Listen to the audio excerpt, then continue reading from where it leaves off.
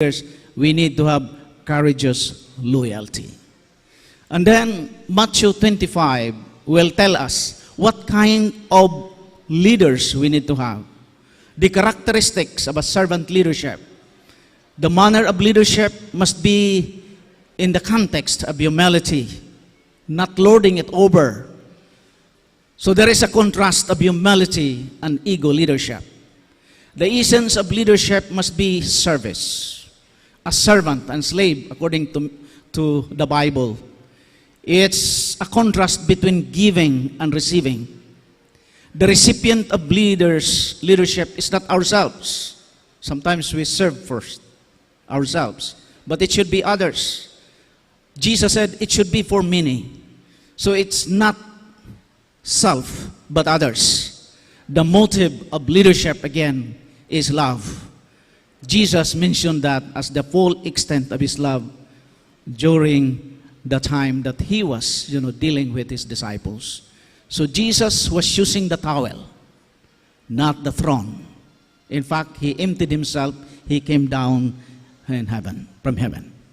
So, the traits of love-infused leaders, according to Apostle Paul, is when we lead, it should be with tenderness, not with deceit. Sometimes as leaders, we go to the opposite. It's more on a deceiving kind of leadership. Our leadership must be with affection, not with flattery. It should be with transparency. Do we do that? Transparency, not with greed. It should be with faithfulness, not self-seeking. My friends, the attributes of authentic leadership is, of course, I have to summarize it now. We promote spirituality. We serve. We value people. We develop people. We build the community and share leadership. We empower people in the community or in the institution. So, the encouragement for us in this convention is we need to apply the principle of love. Jesus said in John 13:34, "A new commandment I give unto you, that you love one another, as I have loved you, that you also love one another." My friends, Mother Teresa said, people who love each other fully are truly are the happiest people in the world. They may have little, they may have nothing, but they are happy people. Everything depends on how we love one another. So hope we'll learn a very important principle in this convention. Loving one another. Applying love in our leadership, because that makes the difference of our leadership in our institution. So in conclusion, I would say, love one another and help others to achieve the highest gifts and ascend to a higher level simply by pouring out love. Love, remember, is infectious. It is the greatest transforming energy that will make you perform in the more excellent way. May the Lord bless us this afternoon.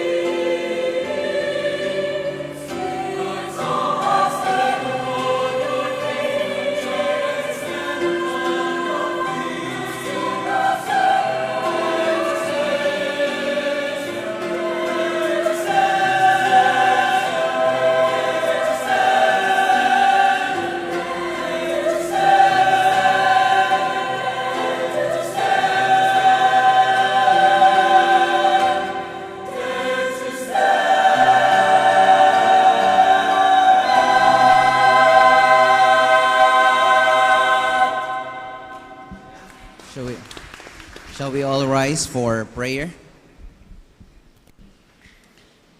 Let's bow our heads.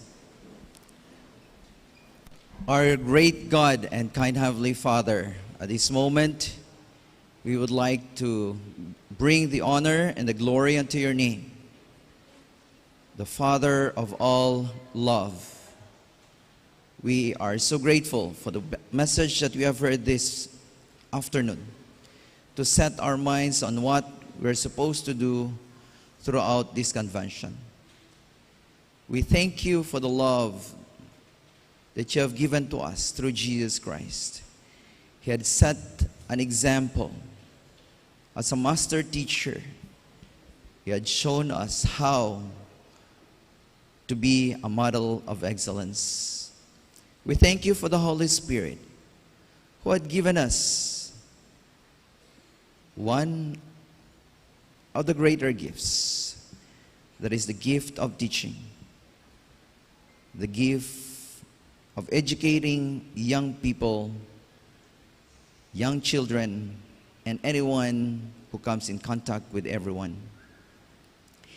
Dear Heavenly Father, in special way, we'd like to ask that the words that we have heard this afternoon will become part of each of our lives.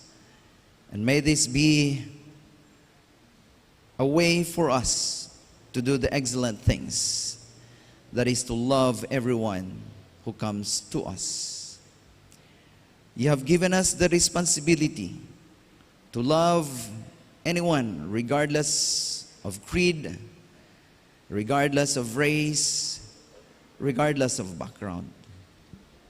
And you have given us that responsibility to lead everyone to the foot of the cross, that they may not see who we are, but that they may see who you are through Jesus Christ.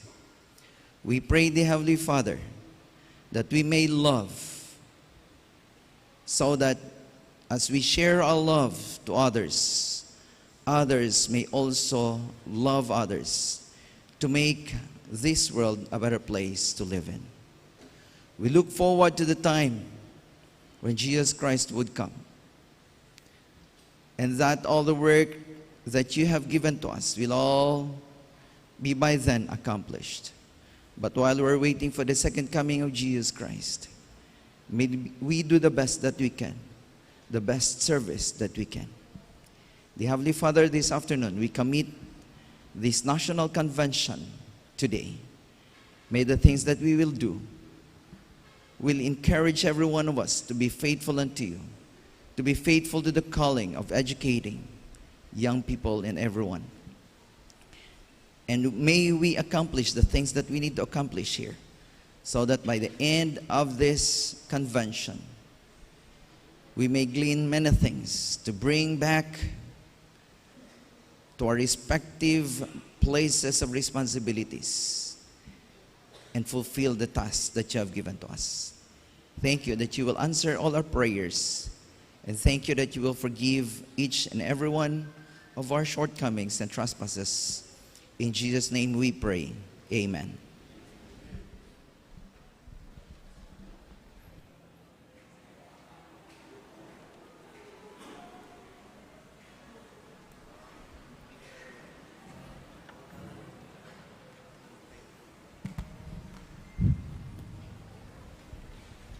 We would like to say thank you to Dr. Mergal for exhorting us to put love first and foremost in everything. And thank you to the Adventist Medical Center College of Iligan City for leading out in the devotional that we had. Now that I believe we are all spiritually filled, we can jump right into our first plenary session. To formally begin, may we all rise for the singing of the national anthem, to be led by the Sons and Daughters Choral Art Society of Mountain View College alongside Mountain View College Orchestra.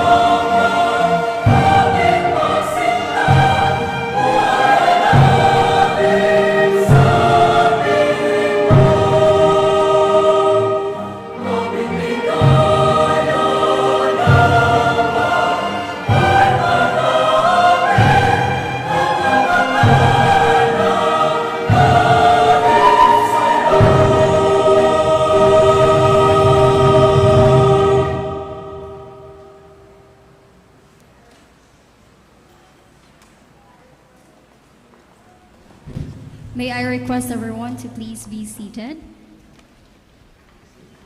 Thank you very much, Sons and Daughters Choral Arts Society of Mountain View College and Mountain View College Orchestra.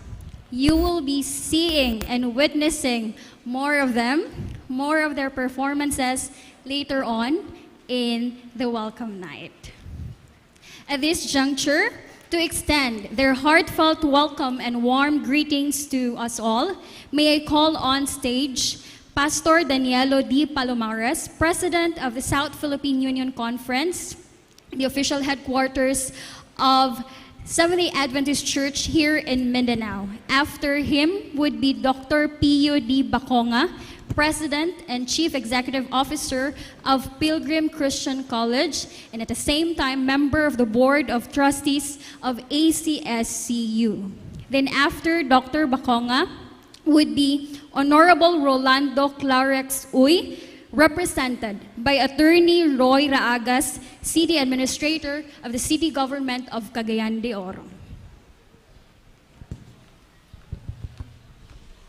Good afternoon, Luzon, Visayas, and Mindanao. The city of Cagayan de Oro has a tagline which says, "The city of golden friendship." I am not from Cagayan de Oro City. I am from Davao. So I cannot give you the definition or an application of what golden friendship is. But what is certain to me is the instruction of the Apostle Paul written in the book of Hebrews to all Christians that we should entertain strangers, because in so doing we may entertain angels. So strangers for me are angels in human form. We do not know who of you are angels. Not fallen angels, but real angels. In view of which, South Philippine Union Conference welcomes all of you to the 61st National Convention of the Association of Christian Schools, Colleges, and Universities. Speaking of South Philippine Union Conference, this is the regional headquarters of the Seventh-day Adventist Church in Mindanao. The office oversees 765,000 more members of this church. It has 78 elementary schools. That is why I asked Dr. Pido, 77, whether, no, the Seventh-day Adventist Church, I should say. So, and then we have 12 academies, and we have 3 colleges.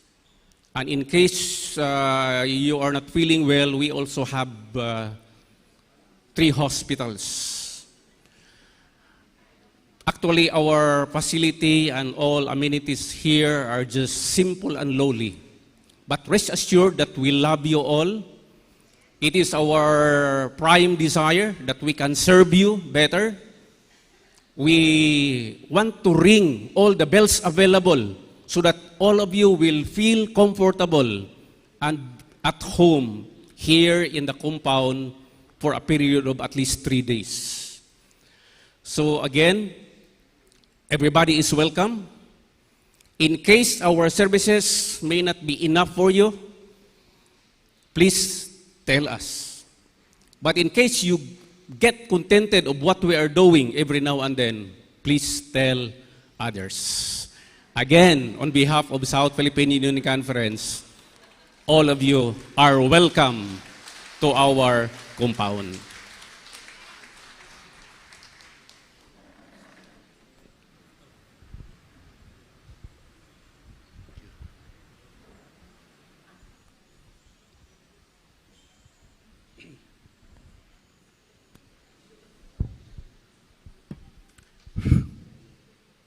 God is good. And all the time, God is good because it is His nature.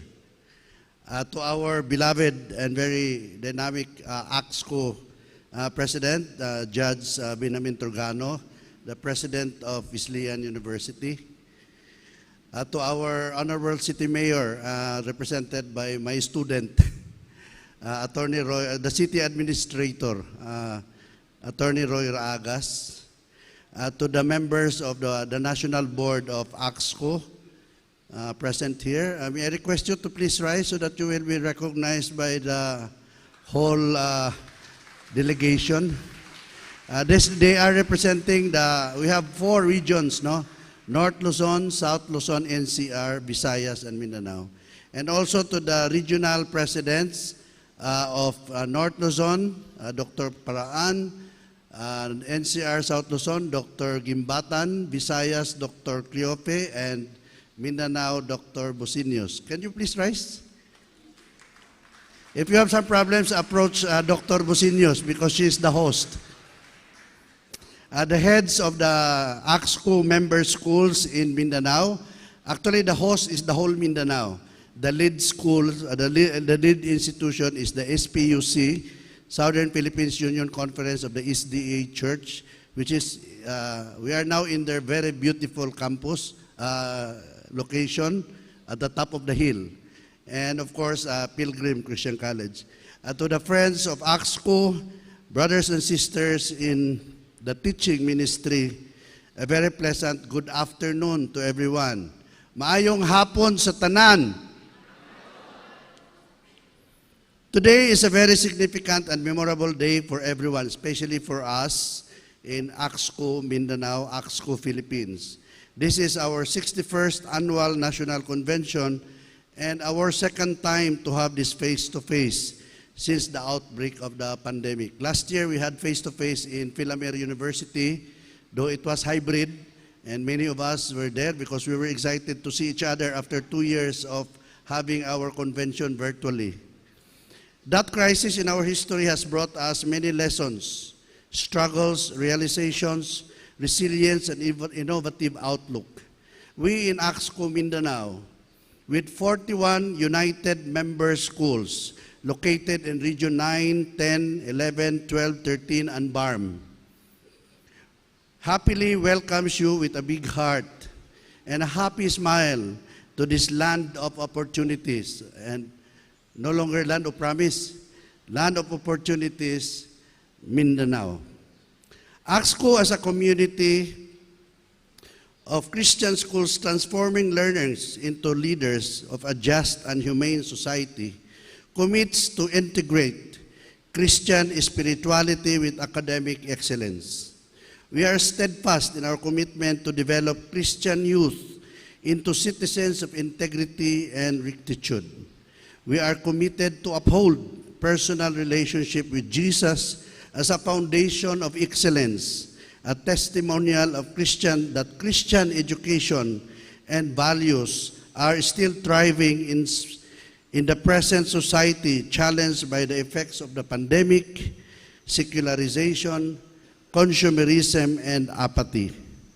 With student excellence reinforced by Christian spirituality, we help build a nation of reverent and values-oriented citizens. As one of the lead schools of the 61st ACSCU National Convention, together with the South Philippine Union Conference of the Seventh-day Adventist Church, we in Pilgrim Christian College warmly welcomes everyone to our school yet genuinely friendly campus.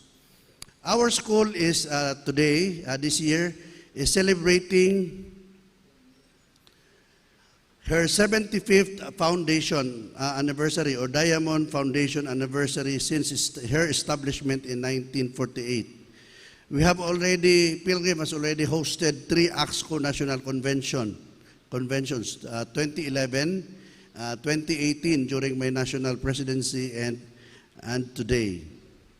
As you know, Pilgrim was established 75 years ago by a group of 11 church lay leaders of Cagayan de Oro United Church of Christ in the Philippines, whose goal is to have a school that will develop young people who will become community leaders with our having a Christian character.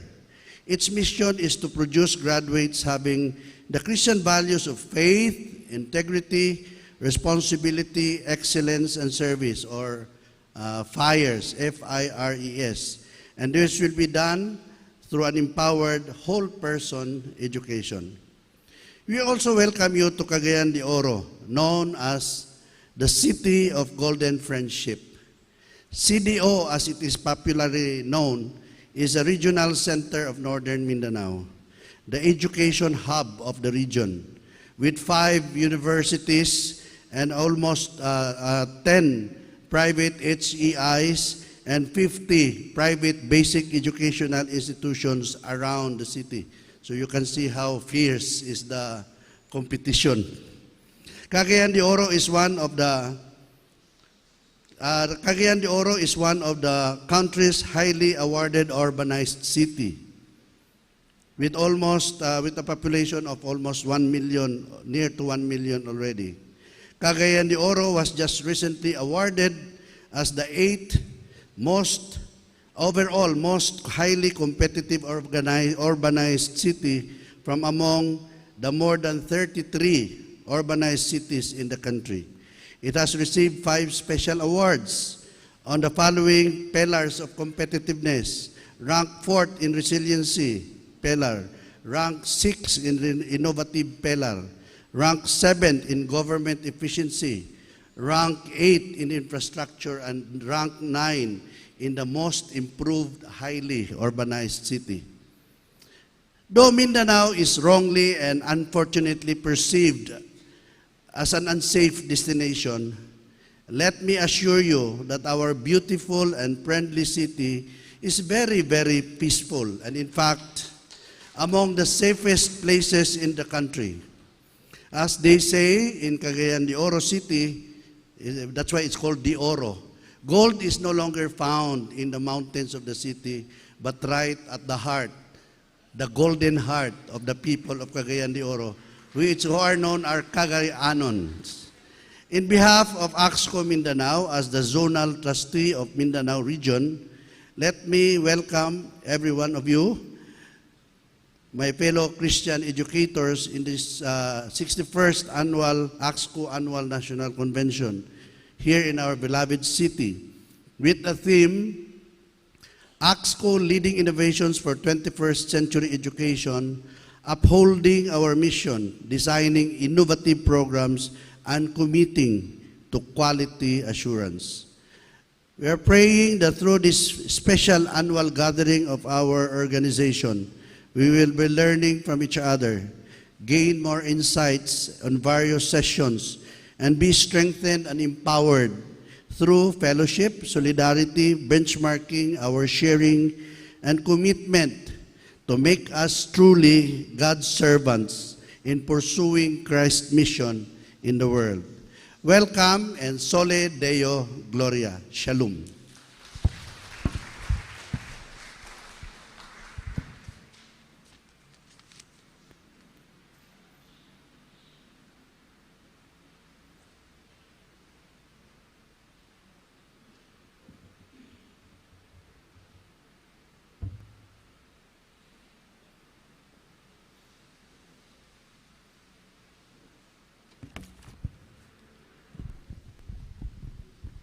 Maayong hapon kanatong tanan. Good afternoon. Judge Benjamin Torgano, ACSCCU President and President of Wesleyan University, Philippines. Dr. Patricio Dinio, Executive Director of ACSCCU. My favorite professor in accounting, before in Xavier University. President and CEO and Pilgrim Christian College, and former president and now board member of ACSCCU, Board of Trustees. The keynote speaker who will be properly introduced later, Pastor Danielo Palomares, President of Southern Philippines Union Conference. Of course, my schoolmate. I just knew that She is Vice President of Pilgrim Christian College, now President of your organization for Mindanao, Dalia Businos.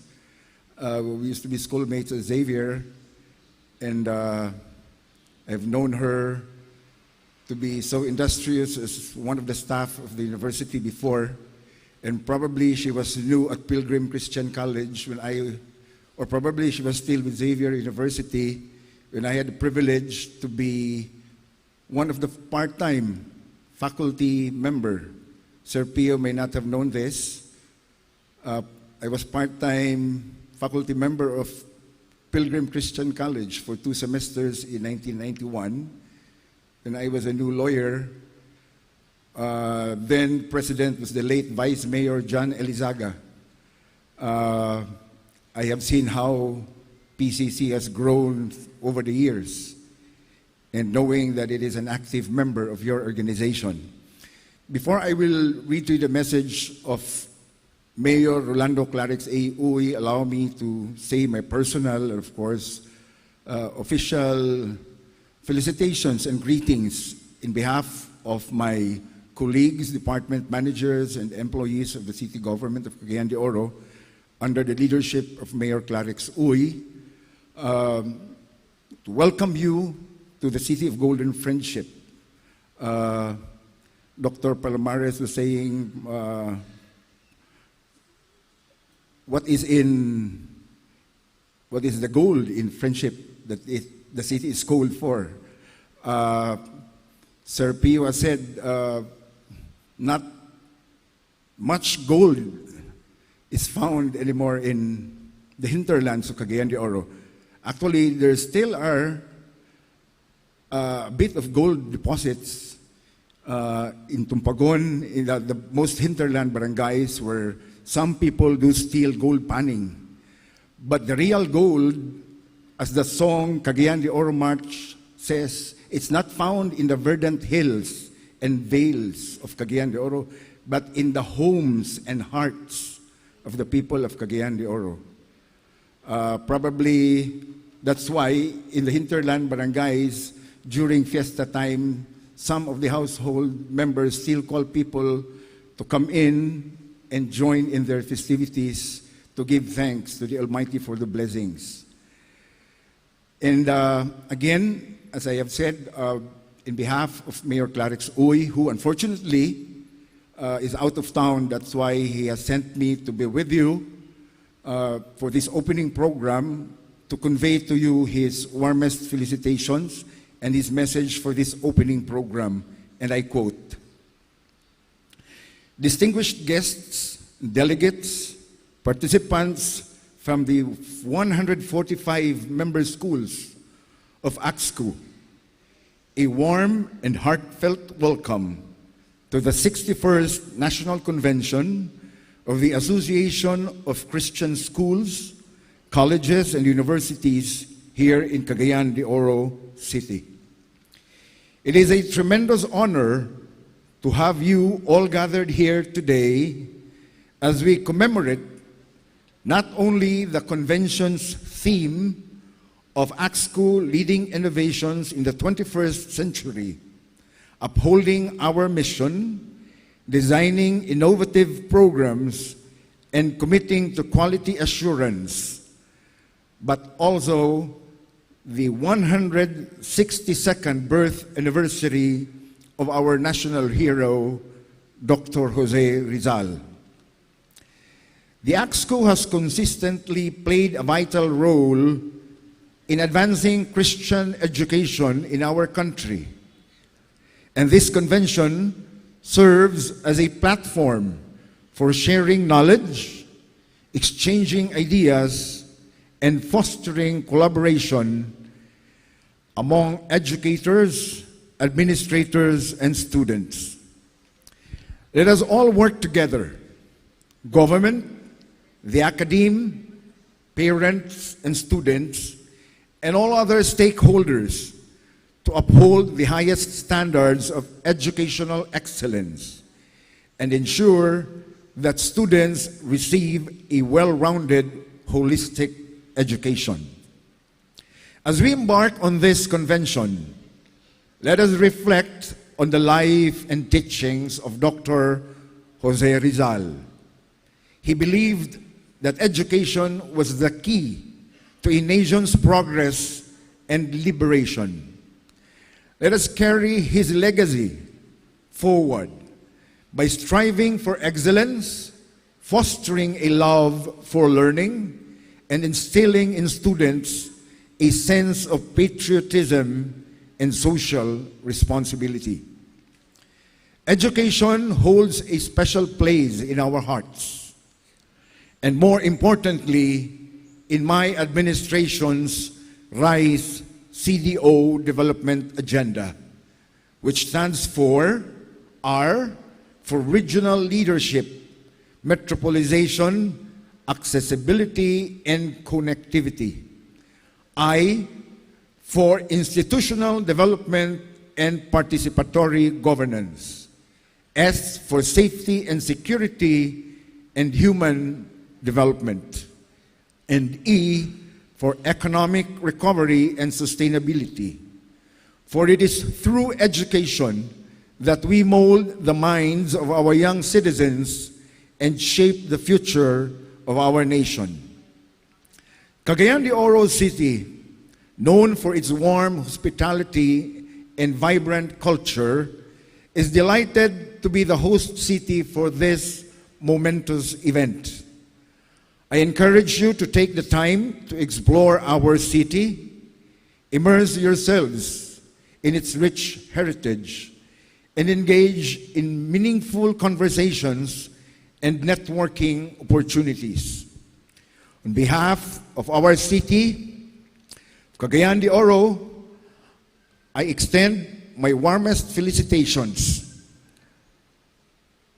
and deepest gratitude to the ACSCCU for choosing our city as the venue for this convention. Your presence here today signifies your dedication and commitment to the advancement of Christian education. Together, let us seize this opportunity to learn, inspire one another, and pave the way for a brighter future for our students and our nation. Unquote. Dagan salamat and good day to all.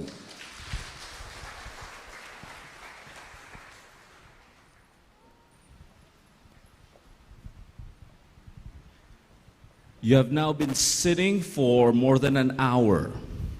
Could you stand up, please, everybody?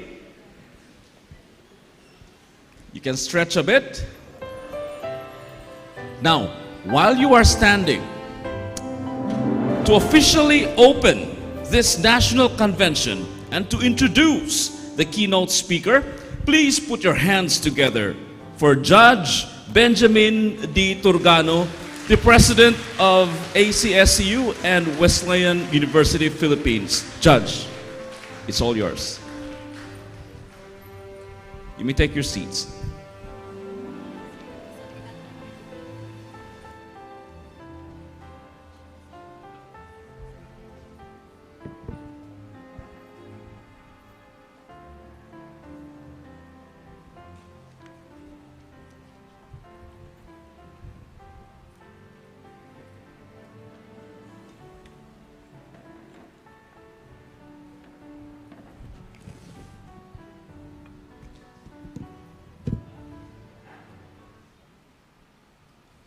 The President of South Philippine Union Conference of the Seventh-day Adventist Church, Pastor Danielo Palomares, Dr. Pio Baconga, President of Pilgrim Christian College, Attorney Roy Ragas, the City Administrator of Quezon City, of Cagayan de Oro City, representing the Honorable Mayor Rolando Clarex Uy, Dr. Melgar, our energetic Dr. Oliver Pido,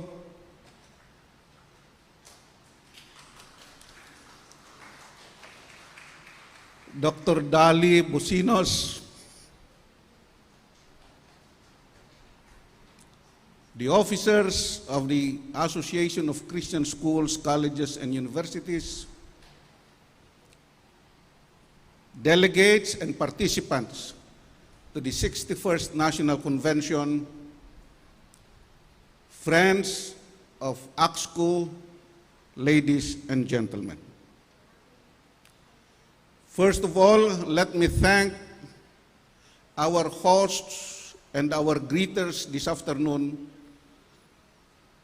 for their warm welcome to the 61st National Convention of the Association of Christian Schools, Colleges, and Universities.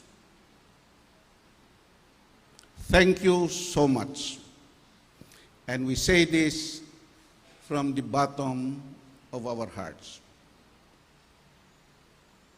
In the months building up to this national convention, the regional conventions in North Luzon, NCR and South Luzon, Visayas and Mindanao, respectively have been convened in accordance with the provisions of the new ACSCU bylaws. In those assemblies, I commended the encouraging turnout and the timely themes of the various conventions. I also stressed how crucial it is to continue looking for avenues for sharing and discussions, especially as we come to a crossroads of COVID-19 recovery and the dawn of the fourth industrial revolution. Now more than ever, we need to reimagine the many ways we provide and deliver education. A vital step in this process is the need to reflect and upon our individual strengths and weaknesses, our organizational and institutional goals, our shared vision as Christian educational institutions. Hopefully, the regional conventions provided such venue for reflection and initial conversations. In this 61st ACSCU National Convention, we continue those reflections and conversations. But more specifically, we want to contemplate on the challenges we face as an organization, as a sector of society, and as a nation. We have invited reputed resource persons, distinguished in their respective fields, top professionals who have adept understanding of important issues in education today, practitioners who have amassed substantial experience and insights in educational management and reforms. More importantly, they are our comrades towards transformative education and positive social change, and their wisdom and advice will significantly help us better grasp relevant questions and solutions of the problems of our time. Similar to last year's National Convention, we again organized parallel academic presentations, not just to provide an academic dimension to our assembly, but to continue promoting academic conversations, especially about practices and innovations that can be replicated in our own respective contexts. Considering the dramatic changes of the last few years, we believe that there are various new knowledge, programs, activities, and strategies produced by our schools that can be applied, adapted, and further enhanced, and therefore deserve to be publicly presented. As a special part of this convention, we will also recognize and honor two eminent leaders in Christian educational institutions in our country. I refer to the late Secretary Angel C. Alcala, who served as president of Silliman University and went on to serve as the first chair of the Commission on Higher Education and secretary of the Department of Environment and Natural Resources. And also to Secretary Leonor Magtulis Briones, who served for a long time as a member of the board and chairperson of the Board of Trustees of Silliman University. By doing so, we hope that their legacies will provide a source of pride in the Christian community and that their achievements can inspire further positive action and aspiration for us and for the generations to come. Indeed, we'll have a range of activities and discussions in this convention. Given the range of our topics, the caliber of our speakers, and the optimistic cooperative spirit of the convention, I am confident that the next 3 days will be truly very insightful and productive. So on behalf of the association, let me thank all our distinguished speakers and special guests for gracing this event. And of course, I congratulate and thank the organizers, the hosts and volunteers of the convention, and all the participants who continue to support the cause and purpose of Christian educational institutions in our country.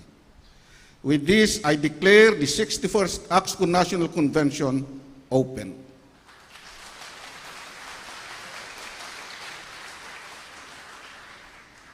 Today, we are truly blessed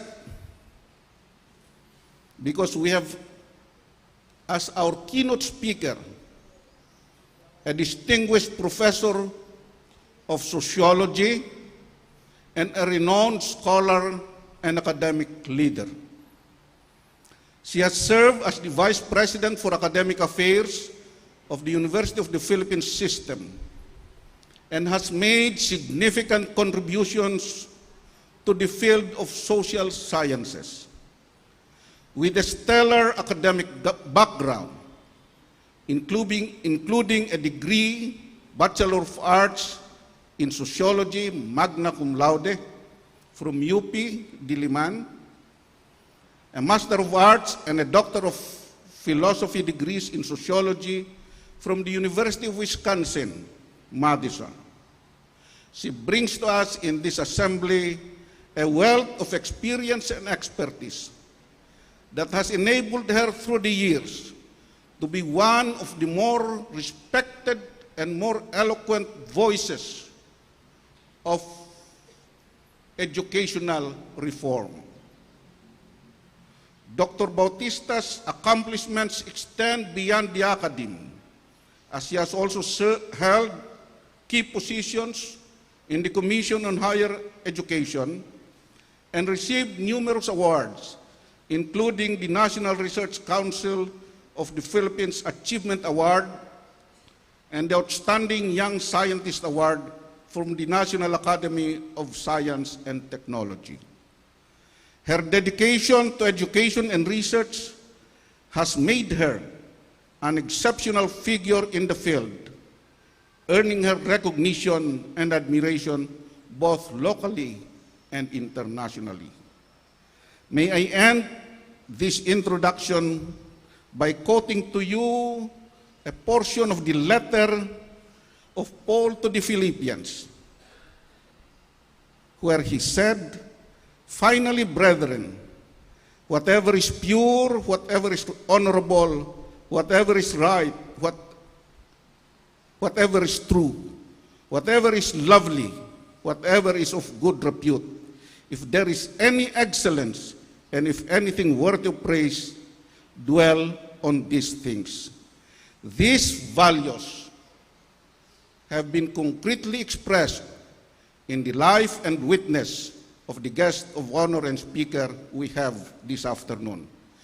Ladies and gentlemen, may I now present to you our keynote speaker, Dr. Maria Cynthia Ross Banson Bautista.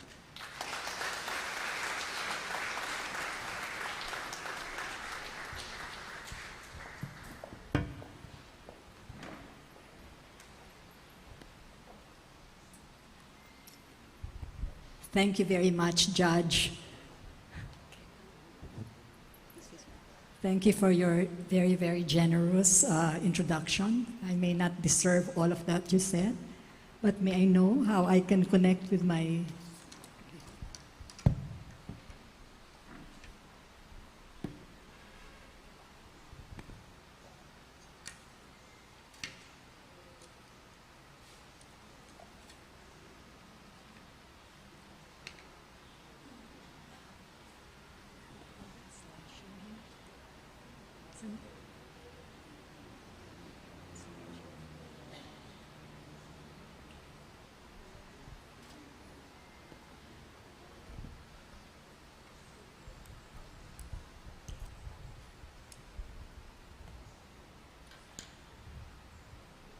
Judge Turgano, Pastor Palomares, Dr. Paconga, Attorney Ragas, the indefatigable organizers of this auspicious 61st convention, colleagues and friends in ACSCU. I am deeply grateful to the organizers for the honor of addressing the theme of the ACSCU conference this year. My keynote address, I have a lot of slides, but don't worry, I'm not going to go through all of them so that you can stand up and exercise later. It's divided into 5 parts. I will unpack the 21st century education landscape and challenges, then move to the Philippine learning crisis and other challenges, then sample some innovative programs, both in basic education and in higher education.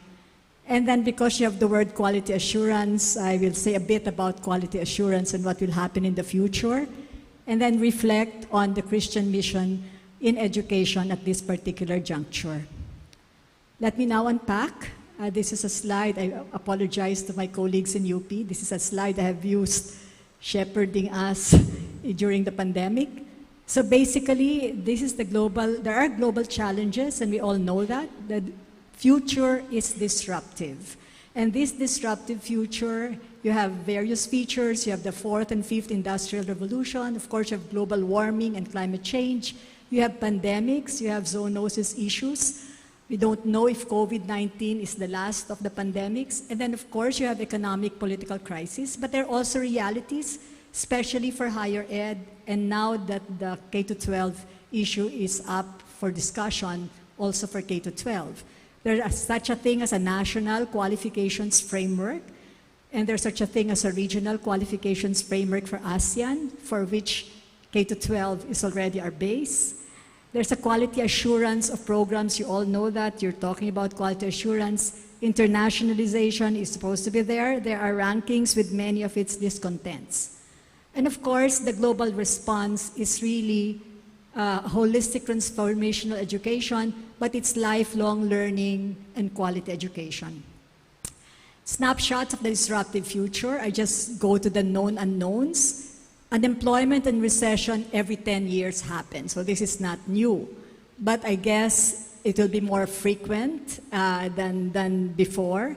Companies really don't live long, so it has been shorter from 30 years to 10 years. People will be changing jobs. The children, or the young students that we are training will not have careers like we had. They will not care about careers maybe, because some of the young people I've worked with want meaning and fulfillment, but they move from job to job. COVID-19 actually catalyzed the digital transformation of education in the Philippines. All of the things we've been saying about changes that have to be made in education, we're already there in 2018 and 2017. All of the shifts, I remember there are some of you who may have been familiar with the resistance to shifting to learning outcomes-based education. All that actually was there before. But COVID-19 was the one that pushed it and catalyzed it. Technological advancement, it's interesting. Responses to COVID-19 have speeded adoption, and all of us know that. Uneven participation in the new opportunities created by digital transformation for us in the Philippines and for you, especially those who are running very small mission schools. We know that the digital divide is even wider. There will be automation of low and middle skill tasks and the shift of labor towards digital skills. So excellent teaching would have to introduce our students, even if they're young, to a digital world. And those of us who are not attuned to the digital world might have to actually retool in the rising inequality. And of course, very quick, the fourth industrial revolution, you already know that. It's really extreme connectivity, extreme computing power, extreme automation. And there are contradictory impacts. Greater growth, on the other hand, you have worsened poverty because you would have loss of jobs. There are new jobs that are constantly being created, but millions of people might be replaced unless they retool. We are in a world where people will have to retool. Okay. You also have one of the impacts is that on one hand it facilitates we were very hopeful that it would facilitate citizen participation and democracy, but did not realize that the same technology would bring about totalitarianism. Just look at the United States, and then a lot of fake news and disinformation. We are in a world of lies. We are not even sure, and our students have to know how to discern what is true and what is not. But we cannot help them discern if you also don't understand the algorithm of social media. So that is a challenge to us who are older, that we have to understand that. It's no longer called the fourth industrial revolution, it's the fifth industrial revolution, because now we have to live with AI. So if the fourth industrial revolution was the datafication of virtually everything and creating unlimited information, and that's the fifth industrial revolution is really maximizing human and technological strengths. It's living with AI. And right now, we're living with AI. Waze is AI. You have the generative, last November or last year, this came out, ChatGPT. If you have not heard of it, then please, it's very exciting, but it also brings up a lot of ethical issues. You know, generative pre-trained, these are machines learning, and they learn very fast. You talk to ChatGPT, and then you say this is wrong, and then ChatGPT corrects it the next time. We were wondering, we had the first, I was still in UP, we had the first, not convention, but a webinar on ChatGPT. So what will happen? Some of the countries prevented it, but on the other hand, how can you prevent the development of technology? So what do you do so that your students don't cheat? And then we learned that all our anti-plagiarism programs don't work. ChatGPT is not captured by anti-plagiarism programs. If you give an assignment, and this was something that was tried, you give same assignment or same exam, take-home exam to the students, same question, and your expectation is you will know, you will not know, because ChatGPT answers differently for different people. Just to tell you what it is, my friend is actually the one in charge of the virtual museum of the cultural center, and she was saying they spent 1.5 days just figuring out what the vision and mission is of that group. And then they said, mag-ChatGPT tayo. ChatGPT produced in minutes a vision and a mission. Of course, it wasn't as profound. They had to make it profound. So in other words, we are living in that world. And the divide between those who don't have access and those who have access is there. But this is a big challenge for us, because in a world of lies, we would not really know when are you good and when are you bad. In other words, you can use it kasi. When I did my dissertation, I was just staring on the wall for 1 hour every day for something like a month, not knowing what to write or how to conceptualize. ChatGPT can make the outline for you in a day. And then you just use it to actually think. You're not going to copy it. But at what point do you become bad? At what point do you now claim something that's not yours. That is the challenge, but that's not what my talk is about. Okay, so the fifth and the fourth industrial revolution, actually we still have the sustainable development goals. Climate change is one of them, water is one of them, poverty is one of them. These are supposed to be the goals of the world to address issues. I won't go into that. The global response, and those of you who have been attending our webinars, or not, they were not webinars, our conferences or our meetings when we were still in CHED in 2012, this slide I used since 2012. And the global response is the shift in education from education to learning and to lifelong learning. That's a profound shift. It's a shift from a teacher transmitting knowledge to a class to a shift to individual learners. And earlier there was a discussion by Pastor about love and love those you don't like. And I think there are students you really cannot stand sometimes. It becomes an individual focus on the learner and the learning process. Why? To help individuals adapt to the evolving requirements of the labor market. And I remember we were criticized, puro labor market lang kayo, you don't think of education wholly. No. It's to better master the changing time frames and rhythms of individual existence, because individuals will exist and cope with a world that is disruptive. Learning is an individual act. Teaching may not necessarily be. Okay. Features of the paradigm shift, I'll just skip this because you're all learning outcomes based by now. There are skills that are needed for the 21st century. I will share this slide with you.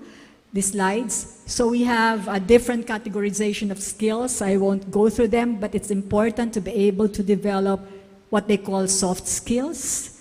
And that is what industry actually, and that's what employers need, and that's what entrepreneurs should have.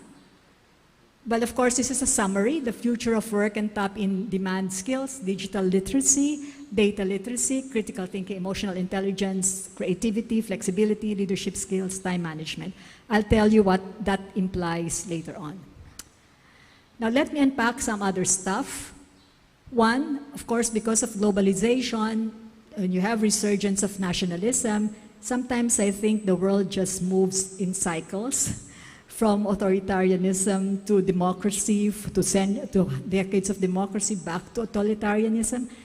Sometimes if I don't like to feel vexed when I look at the papers, I just go to the US and I just look at the Trump problem. So there's a Philippine qualifications framework that's based on grade to 12. This is not yet implemented, it's a law. It has not been implemented fully. What's the implication of this? The implication of this is, if we are teaching engineering, and we are teaching engineering, engineering is level 6 if it's a BS degree. But because of the unevenness of our teaching, some of our outcomes are not engineering outcomes, but engineering technology outcomes or engineering technician outcomes. So theoretically, in the future, we will be asked to actually put the level of the course, which is bloody, maybe bloodier than K-12, but maybe not as bloody if you see other possible things. There are equivalencies, they're very weak for now, they're not fully implemented, but what actually lifelong learning means is that our students can move in and out of the education sector, can have prior learning and have it validated. It can be part of it can be part of the qualification. We're not yet there. We already have a credit transfer system where you can transfer credit from work also to courses, but to particular courses. In other words, it's not a world where degrees matter the way they mattered in our generation. You don't have to have a degree. This is a story I already told, so those of you who heard it when I was still in CHED. My brother was actually crying buckets, and his wife, because their older daughter dropped out of EEE, or engineering electronics in UP, dropped out and didn't want to continue, but started working as a digital person somewhere. And finally, I was telling them, don't worry, this is a world of certifications. If you get certified And micro-credentials is one way of stacking qualifications. If you get certified, I said, you're better off than somebody who just finished college. True enough. From Hong Kong, she's now in Germany. She's now managing Spotify in Germany and goes to the US often. No degree. Because some of the companies don't care about degrees, they care about competence, which is my message. Basically, we have to hone the competence of our students, not necessarily all the knowledge that we used to pass on. It's hard for teachers to say that I will not pass, ito course ko, dapat everything should be covered. No. Figure out what's essential in your course and then see to it that they learn competencies. Why are we failing or always threatened to be out of the whitelist of maritime education?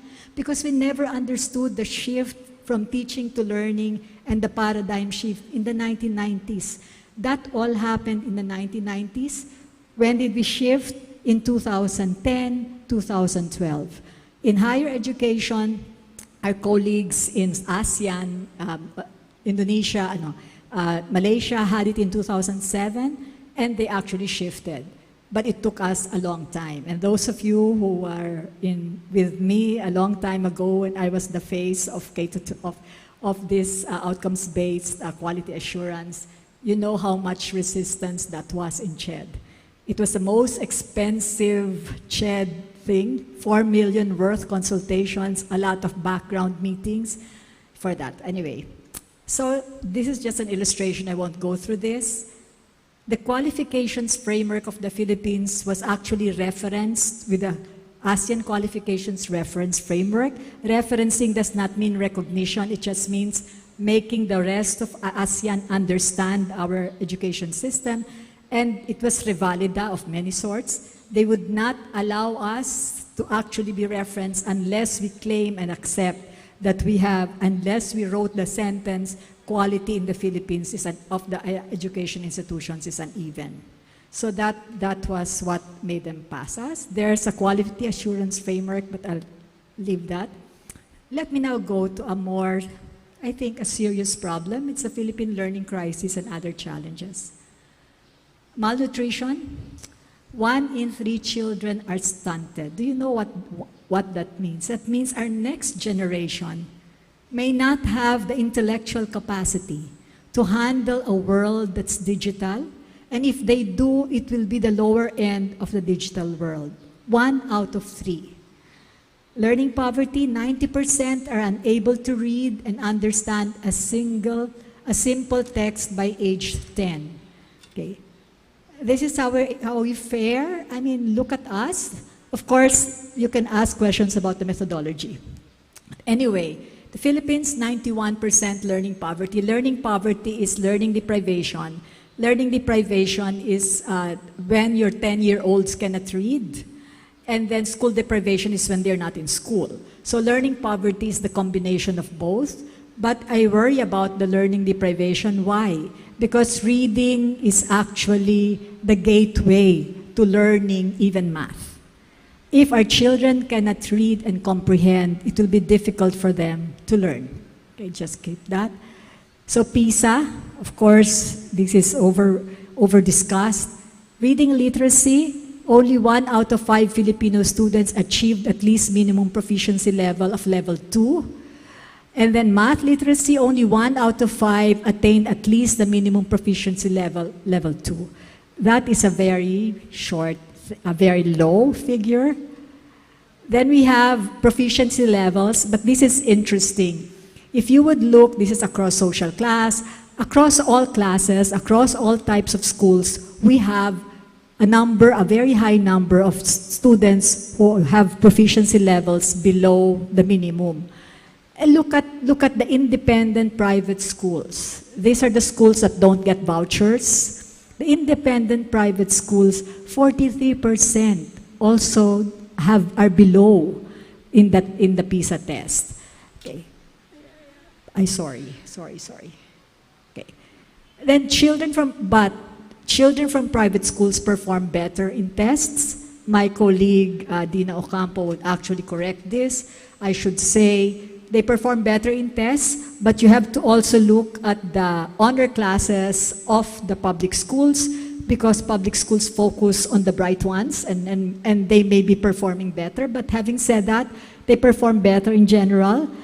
But the share of private education is really lower, is declining. And this is how it is up to 2016, 2017. With the crisis, this must have gone low.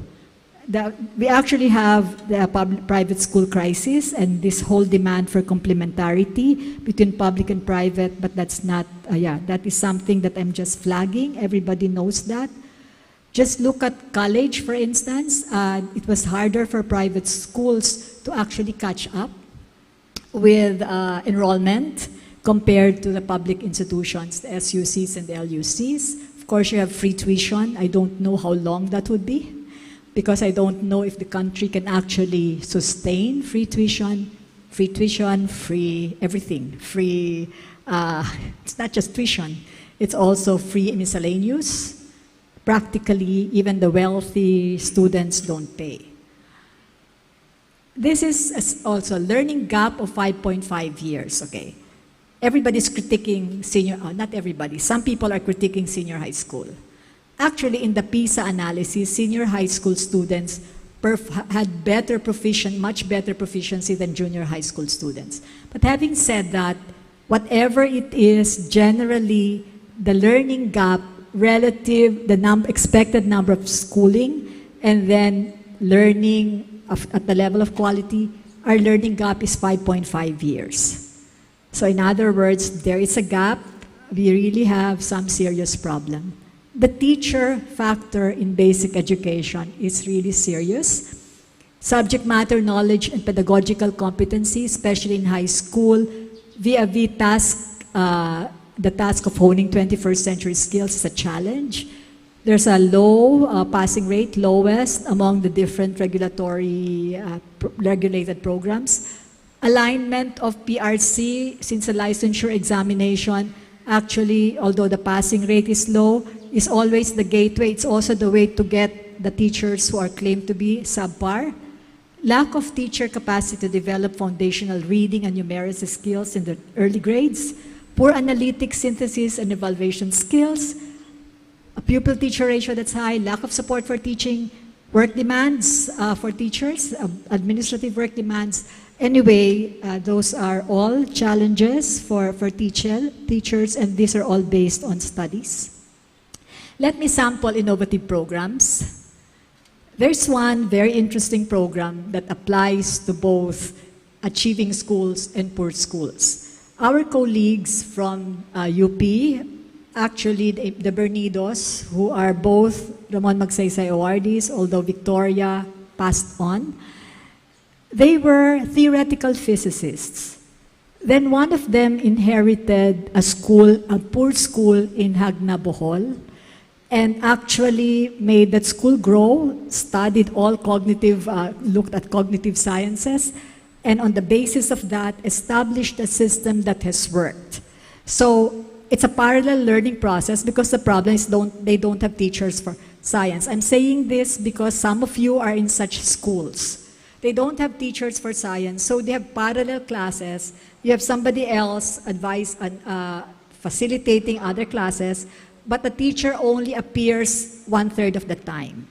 There's no lecture. If they lecture, it's a very short lecture, but they develop materials with the help of a whole pool of materials developers. They develop materials for the kids so that they can actually do work independently. And 70%, according to them, 70% understand or at least are able to move to a certain level.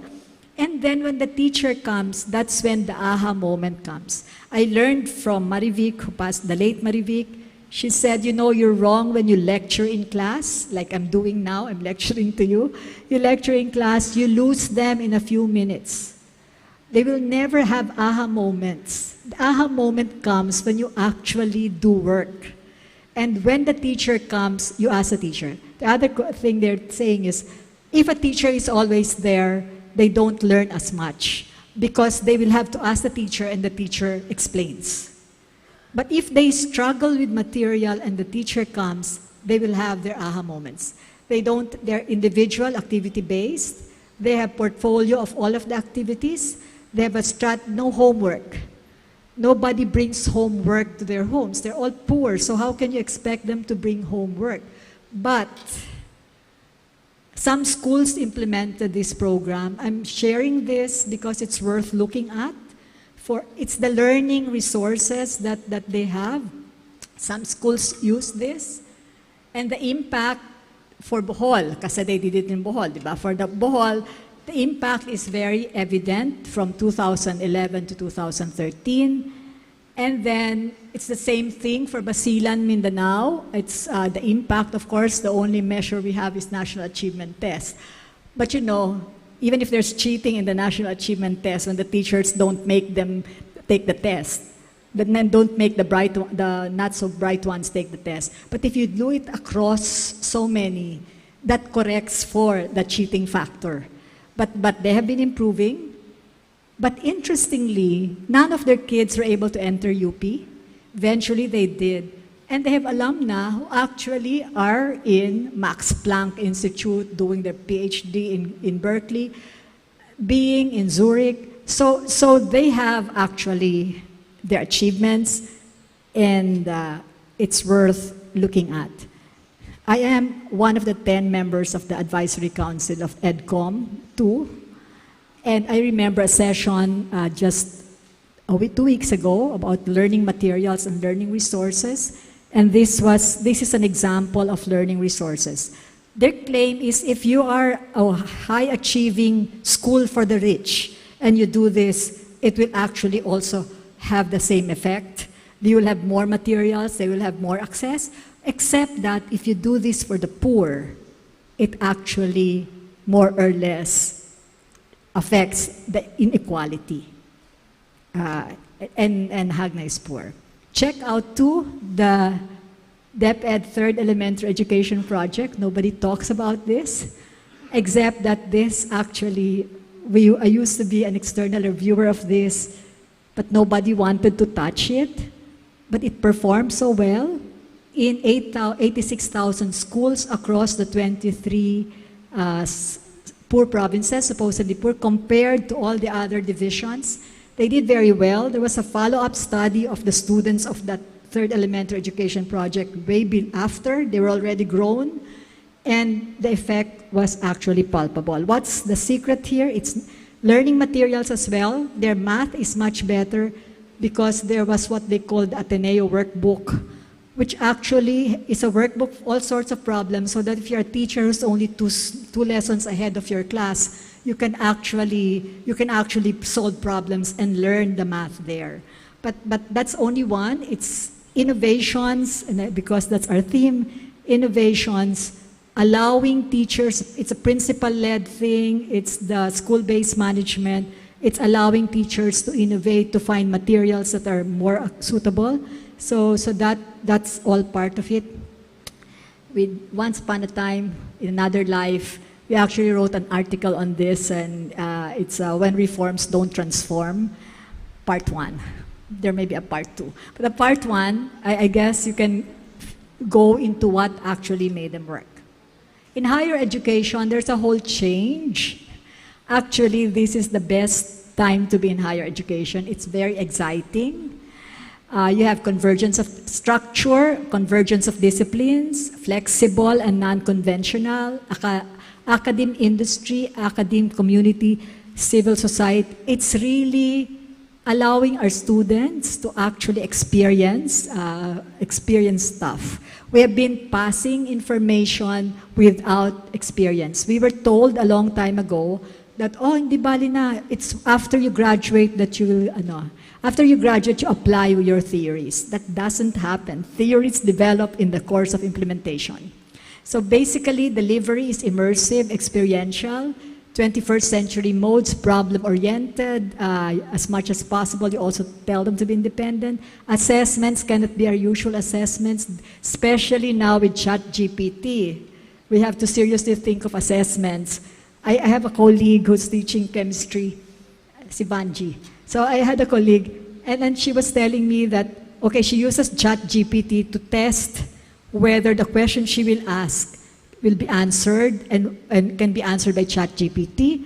And if it's answered easily, she tweaks it so that it won't be answered. So those are uses. But anyway, I'll just skip this. For higher education, the best method for the kind of students we have who have very short attention span is really an immersive and flexible learning. There's a lot of flexibility that can be done right now. For instance, we have attendance is required sa higher ed. There's a whole discussion in the Asia Pacific RIM universities, research universities in Asia Pacific, and a whole discussion about flexible curriculum. But someone said, you know, flexible curriculum is okay for the very bright ones and for the ones who are lagging behind, but the normal student requires a structure. But for the ones who can hack it to be able to validate and graduate, di ba? Then that one means walang checking ng attendance.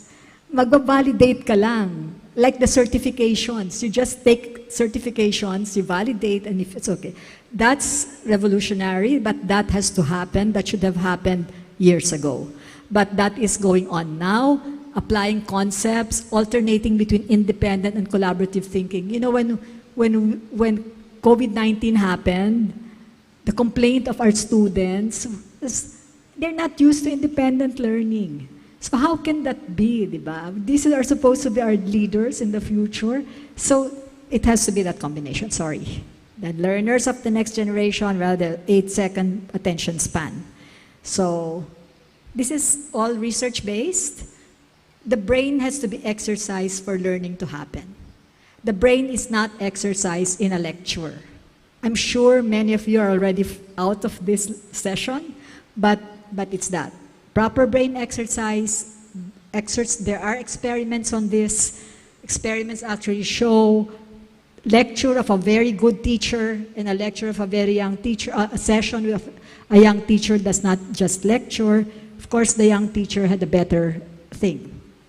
In other words, our best teachers cannot be the best teachers of this generation. So our model teachers are not the model teachers for this generation. Okay, so innovative research-based classroom is challenging with more realistic problems. Students practicing decisions, figuring out solutions, collaborating with peers. It's more collaborative. So how do you handle the problem of the freeloader, di ba? Sa mga groups natin, may freeloader talaga. So I guess that's something that a teacher who handles this. Okay. So we talk about blended delivery of learning. Means that they are in the campus. They don't have to be in the classroom all the time. Or their classroom can be used not for a lecture, but for group work. Okay. So this assessment without examinations, lectures without classes, features of the high normal, next normal in higher ed is, the next normal is now or yesterday. So that's interdisciplinary, transdisciplinarity. There are now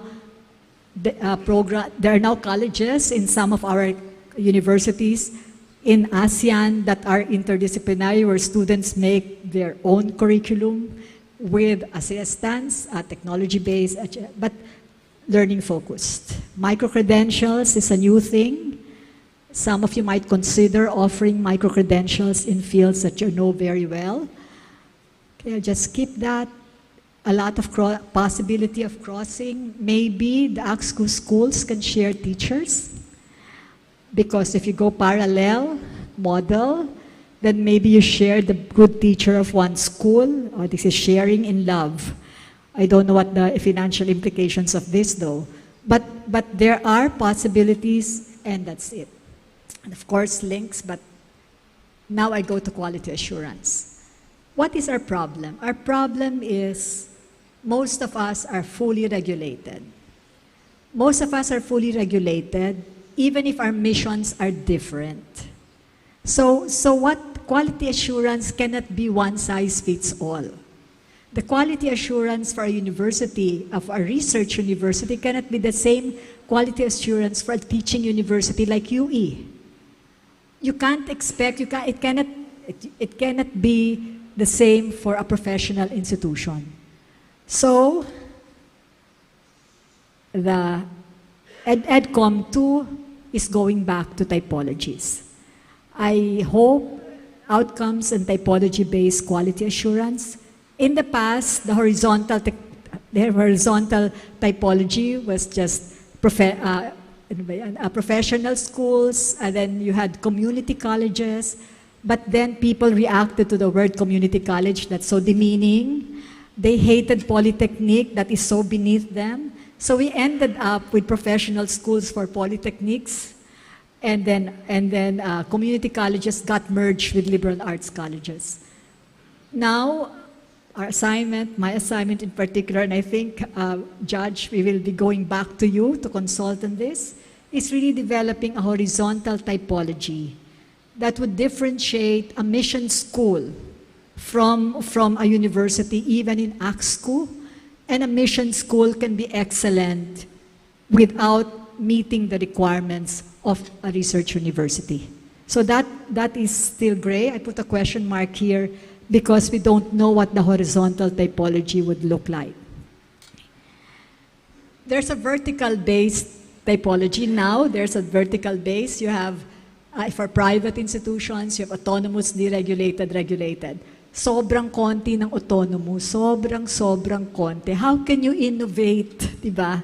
How can you be relevant to your community but at the same time, and this is the excellence part, meet the requirements. If you're teaching engineering at level 6, dapat minimit ang requirements. But having said that, yung ibang mga indicators like research, baka yon hindi kailangan for certain kinds of institutions. So the vertical for SUCS is really the level 1, 2, 3, 4. This is also going to be redefined.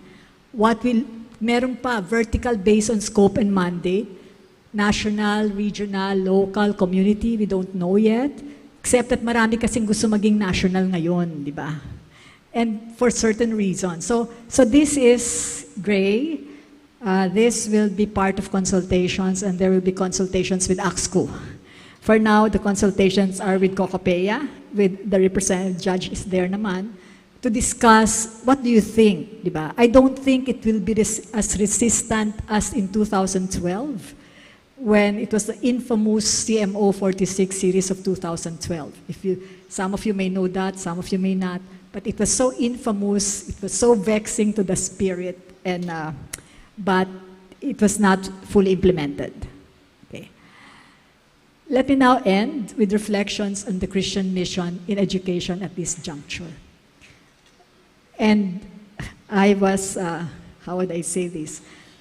I'm a woman of prayer, but I was sent by the Lord to a very secular university where you cannot even pray.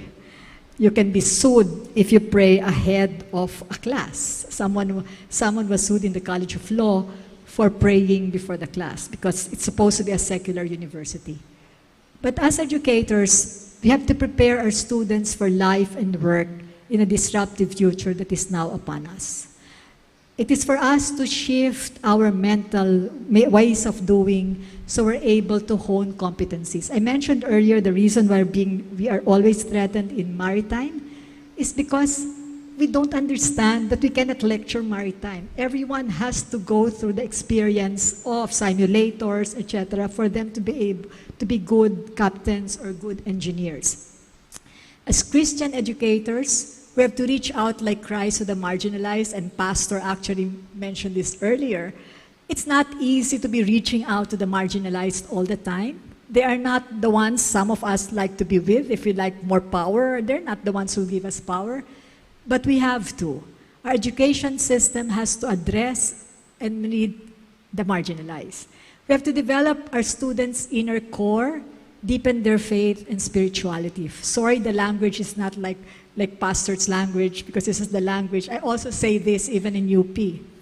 As Filipino Christian educators, we have to contribute to the transformation of education at various levels, but most of all on the ground, in the space where we meet the students the Lord has given to our care, whether they're rich or whether they're poor, whether they're intelligent or they are not.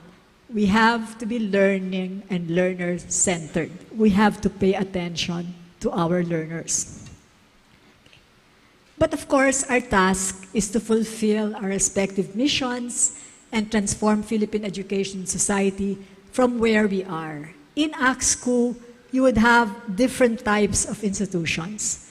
You would have well-endowed, resource-endowed institutions. You would have institutions that are not endowed. So we have to know where we are. And this is a very interesting story of Itzhak Perlman, the violinist with polio. He had polio at the age of 4. Let me read it. Ever since he has worn metal braces on his legs and walks with crutches, yet he is one of the greatest virtuosi of our time. A story is told that he once came out on the stage to play a violin concerto. Laying down his crutches, he placed the violin under his chin and began tuning the instrument when one of the strings broke. The audience thought he would ask for another string or send for another violin. Itzhak signaled to the conductor to begin, and he played the entire concerto on 3 strings. The audience gave him a standing ovation and asked him to speak. What he said, so the story goes, was, "Our task is to make music with what remains. Our task is to make something, to make excellent of what we have." Ba? So we cannot progress all at the same time. Finally, you know, I'm in the University of the Philippines and there are so many vexations to the spirit. So there are many times when you just want, oh my God, give up na lang. Everything is debated. And I thought, oh no, if COVID did not happen, we would still be debating whether we would be shifting, we may still be debating the shift in paradigms. But I always go back to the book of Esther, chapter 4, verses 13 to 14. When Mordecai talked to Esther and said, "Do not think that because you are in the king's house, you alone of all the Jews will escape. For if you remain silent at this time, relief and deliverance for the Jews will arise from another place, but you and your father's family will perish." But this is the phrase, "And who knows but that you have come to your royal position for such a time as this." Who knows, but we are in a position we are in at this juncture to address not just the learning crisis, but the need to help the young people we touch develop an inner core, a sacred space to nurture the life of the Spirit. Why is nurturing the life of, and this is my message in other words, why is nurturing the life of the Spirit important for our students? Because it will help them keep their integrity or wholeness as they face the challenges of life. A strong inner core, anchored in faith, will carry them through difficulties. Of course, in UP, it's not necessarily faith. I mean, it's something, a spirituality that may not have faith. As an antidote to the mental health crisis among the youth all over the world, the mental health crisis is a crisis. The depression of young people is not like ours, diba? And the older ones say, hina-hina nito mga batang ito, pag ganito, mag-suicide na. But I always tell them, our challenges before are not the same as the challenges of aloneness and despite social media. They will need an inner Christian core. Now I define the Christian core. Now I put Christian to meet the moral challenges of the future without sacrificing integrity in the altar of political expediencies and economic interests. But to fulfill our roles as educators, we have to also activate our inner core. And I think Pastor was very good in his homily this afternoon. We have to renew or reaffirm that love. The inner space for reflection for educators is important for another reason. Pero this might not apply to you because you have such deep Christian faith. This applies to my colleagues in UP. A wise man once commented, "The limitations of people who try to make a difference have nothing to do with energy and capacity. They have to do with disillusionment, resignation, and despair." Sometimes I would feel that, especially at the height of the pandemic. Without the capacity for solitude, prayer, and reflection, we would unknowingly embrace cynicism, banish hope in the future, as some are already doing without being aware of it. An inner life will help us detach from negative thoughts, even if there are a lot of negative things and vexations of the spirit, will help us laugh and embrace an affirmative spirit essential in our quest, even for the most difficult things like peace and justice in our country. So our task, to end, is to help nourish and shape not just young minds to seek truth in a technology-enabled world of lies critically. So we have to develop critical thinking. You cannot develop critical thinking through a lecture. Never. You develop critical thinking by making them think critically. But most important of all, to help create a sacred space, deepen their faith in the Lord, since we're all Christians here, inspire their sense of hope in the midst of pandemics, disasters, political, economic instability, and all the lies that go with it. Thank you very much, and I hope you have a stimulating conference.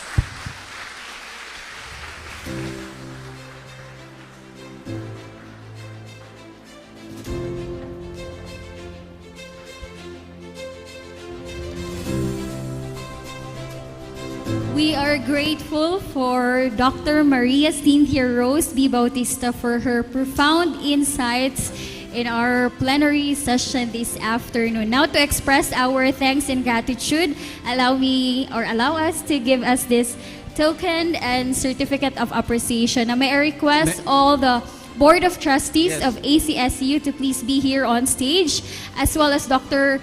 Dolly Bocinius, Chair of ACSCU Mindanao, to award the Certificate of Appreciation to Dr. Bautista.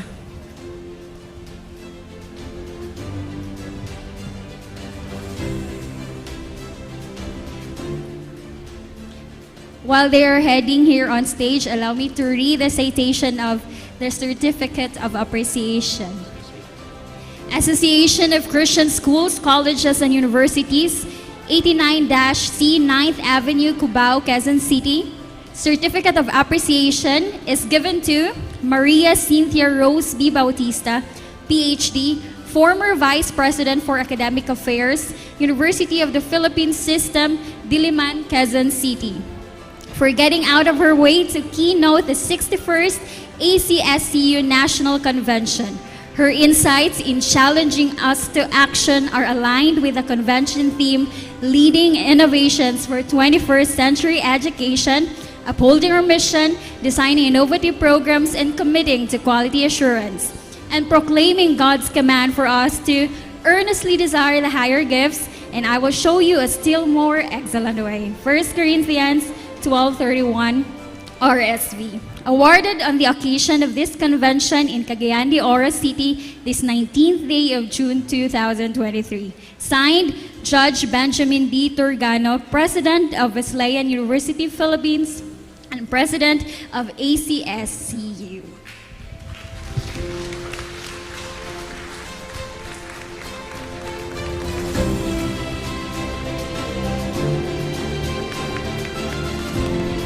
Once again, thank you so much, Dr. Bautista, and may we give her a round of applause, please.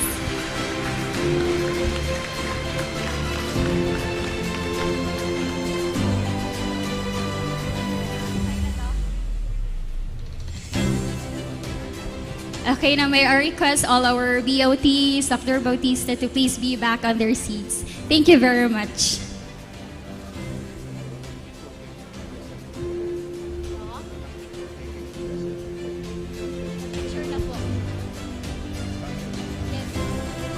You know, this was a really fascinating talk. I couldn't keep up taking pictures with my phone on the screens, on the slides being projected. But here's great news for everybody. Our entire convention is being streamed live on Hope Channel Philippines. So if you will look here, you will see we've got cameraman in the middle. This is streamed live on the Hope Channel Philippines Facebook page. So if you could take out your phones, check it out, Hope Channel Philippines. For your colleagues who are not here with us, you could share the link and they will be able to view the convention that you're in. This is also cross-shared at the Mountain View College Facebook page. Again, this is being streamed live on the Hope Channel South Philippines Facebook page. So, Queenie, make sure you have your best smile on because you'll never know, the camera might focus on you, okay? We also have the Adventist Rescue Operators Network right there at the back. You see the glass room The there at the glass back? room, yes. Yes. You could go there for your to have your blood pressure checked, your pulse, your all health vitals could be checked there at the Adventist Rescue Operators Network's area, which is this glassed out area, the mother's room, I think it's called, right? So if you want to have yourself checked, head right there. Now we would give you a 10-minute break to eat your snacks or to go to the comfort rooms. And after 10 minutes, we will be back here for the second plenary session. So, thank you very much. So while we're having our snacks there and a short break, we would have a short intermission number by a trio from South Philippine Adventist College.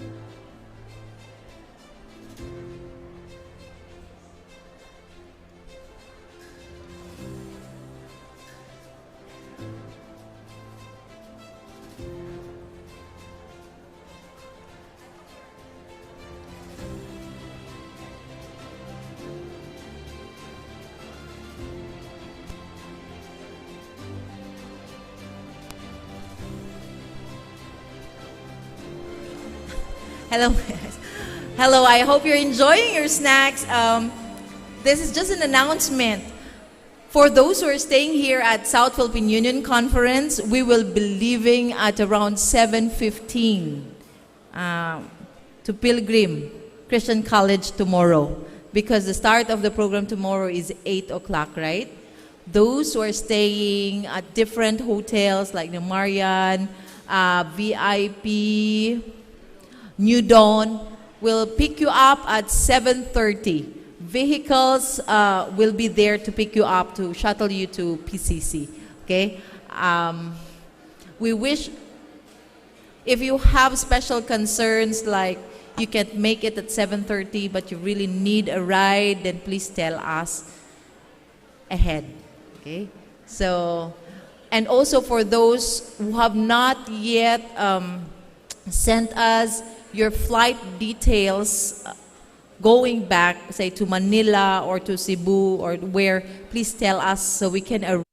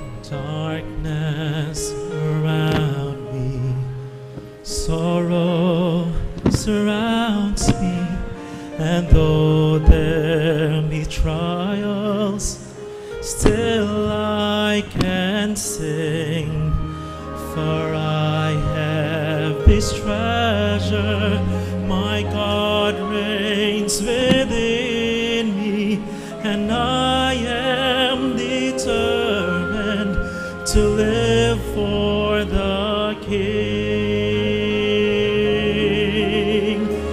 I am determined to be invincible till He has finished His purpose in me, and nothing shall shake me, for He'll never forsake me.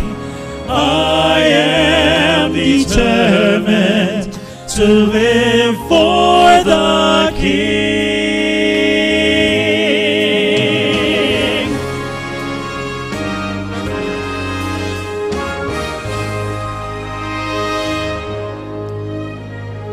Hell's gates are trembling from saints' prayers ascending.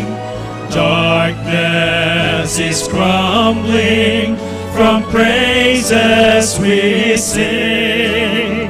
Our sovereign victorious is marching before us, and we are determined to live for the King.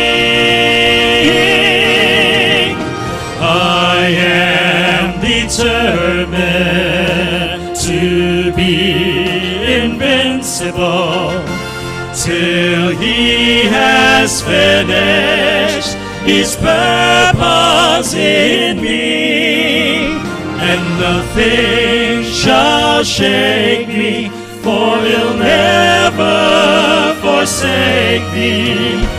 I am determined to live for the King. When I am weary, I look to His face. When I am tempted, I trust in His grace. I trust in His grace. I am determined to be invincible till He has finished His purpose in me, and nothing shall shake me, for He'll never forsake me. I am determined, I am determined, I am determined to live for the King.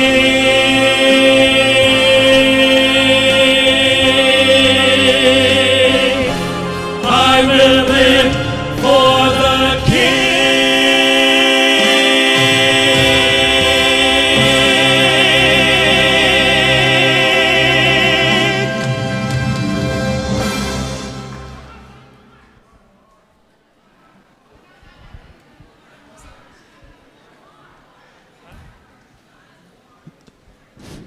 There's a clamor for more? Probably later. But for now, we are going to jump straight into the business end of the afternoon, which is the second plenary session, our business session 1. It will be presided by our president, Judge Benjamin Turgano. But before he comes and takes the stage, we will be listening to an intermission number by the Piliagara Brothers.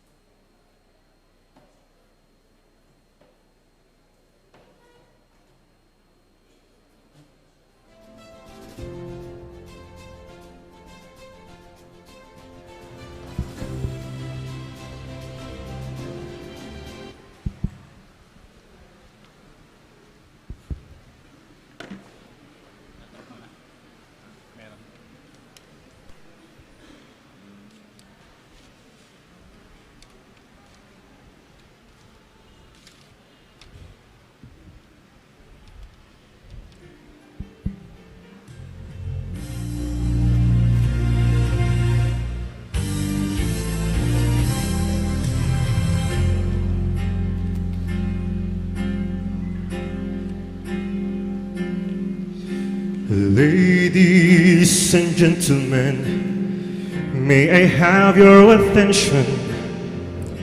I want to introduce to you, here in this corner of the good and the right, stand the champion robed in white.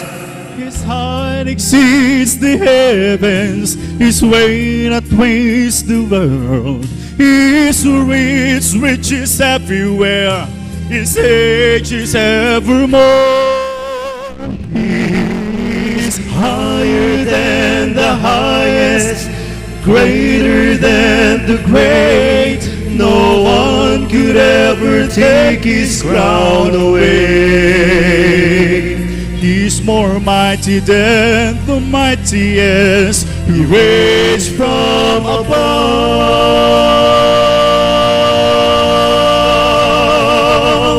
He's the all-time undisputed, undefeated champion of love. He left his hometown to enter this arena, to raise his hands in victory for me. Oh, an angry crowd crucified this king who wore the crown, and they gladly watched the champion going down. but I will never count him out, for I'm a witness of all.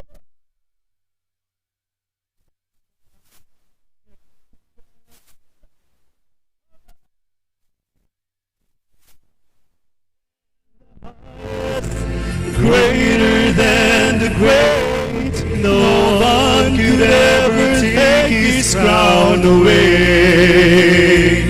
He's more mighty than the mightiest, he reigns from above.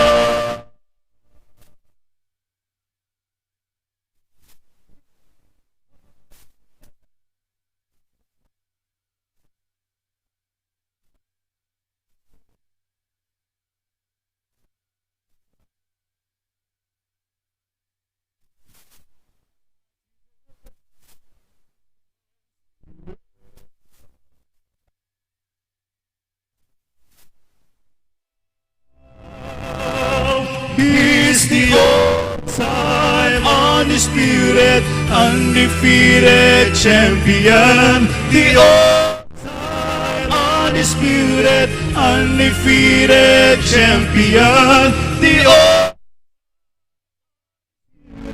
undefeated champion. Oh.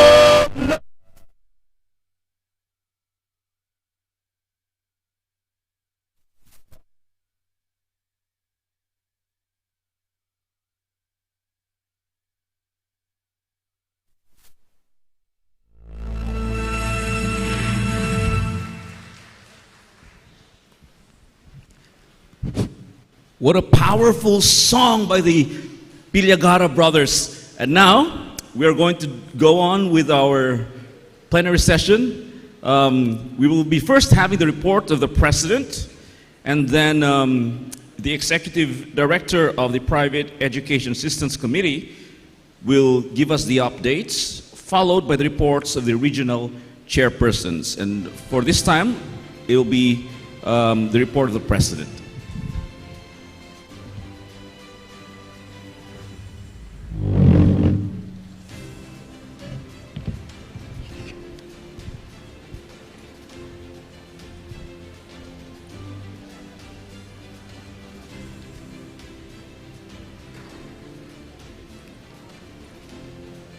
Good afternoon to everyone.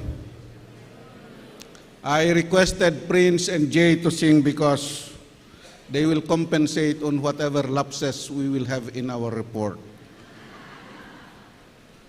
Incidentally, while they work as staff in Wesleyan, they are Seventh-day Adventists. So they carry the singing gift of Seventh-day Adventists.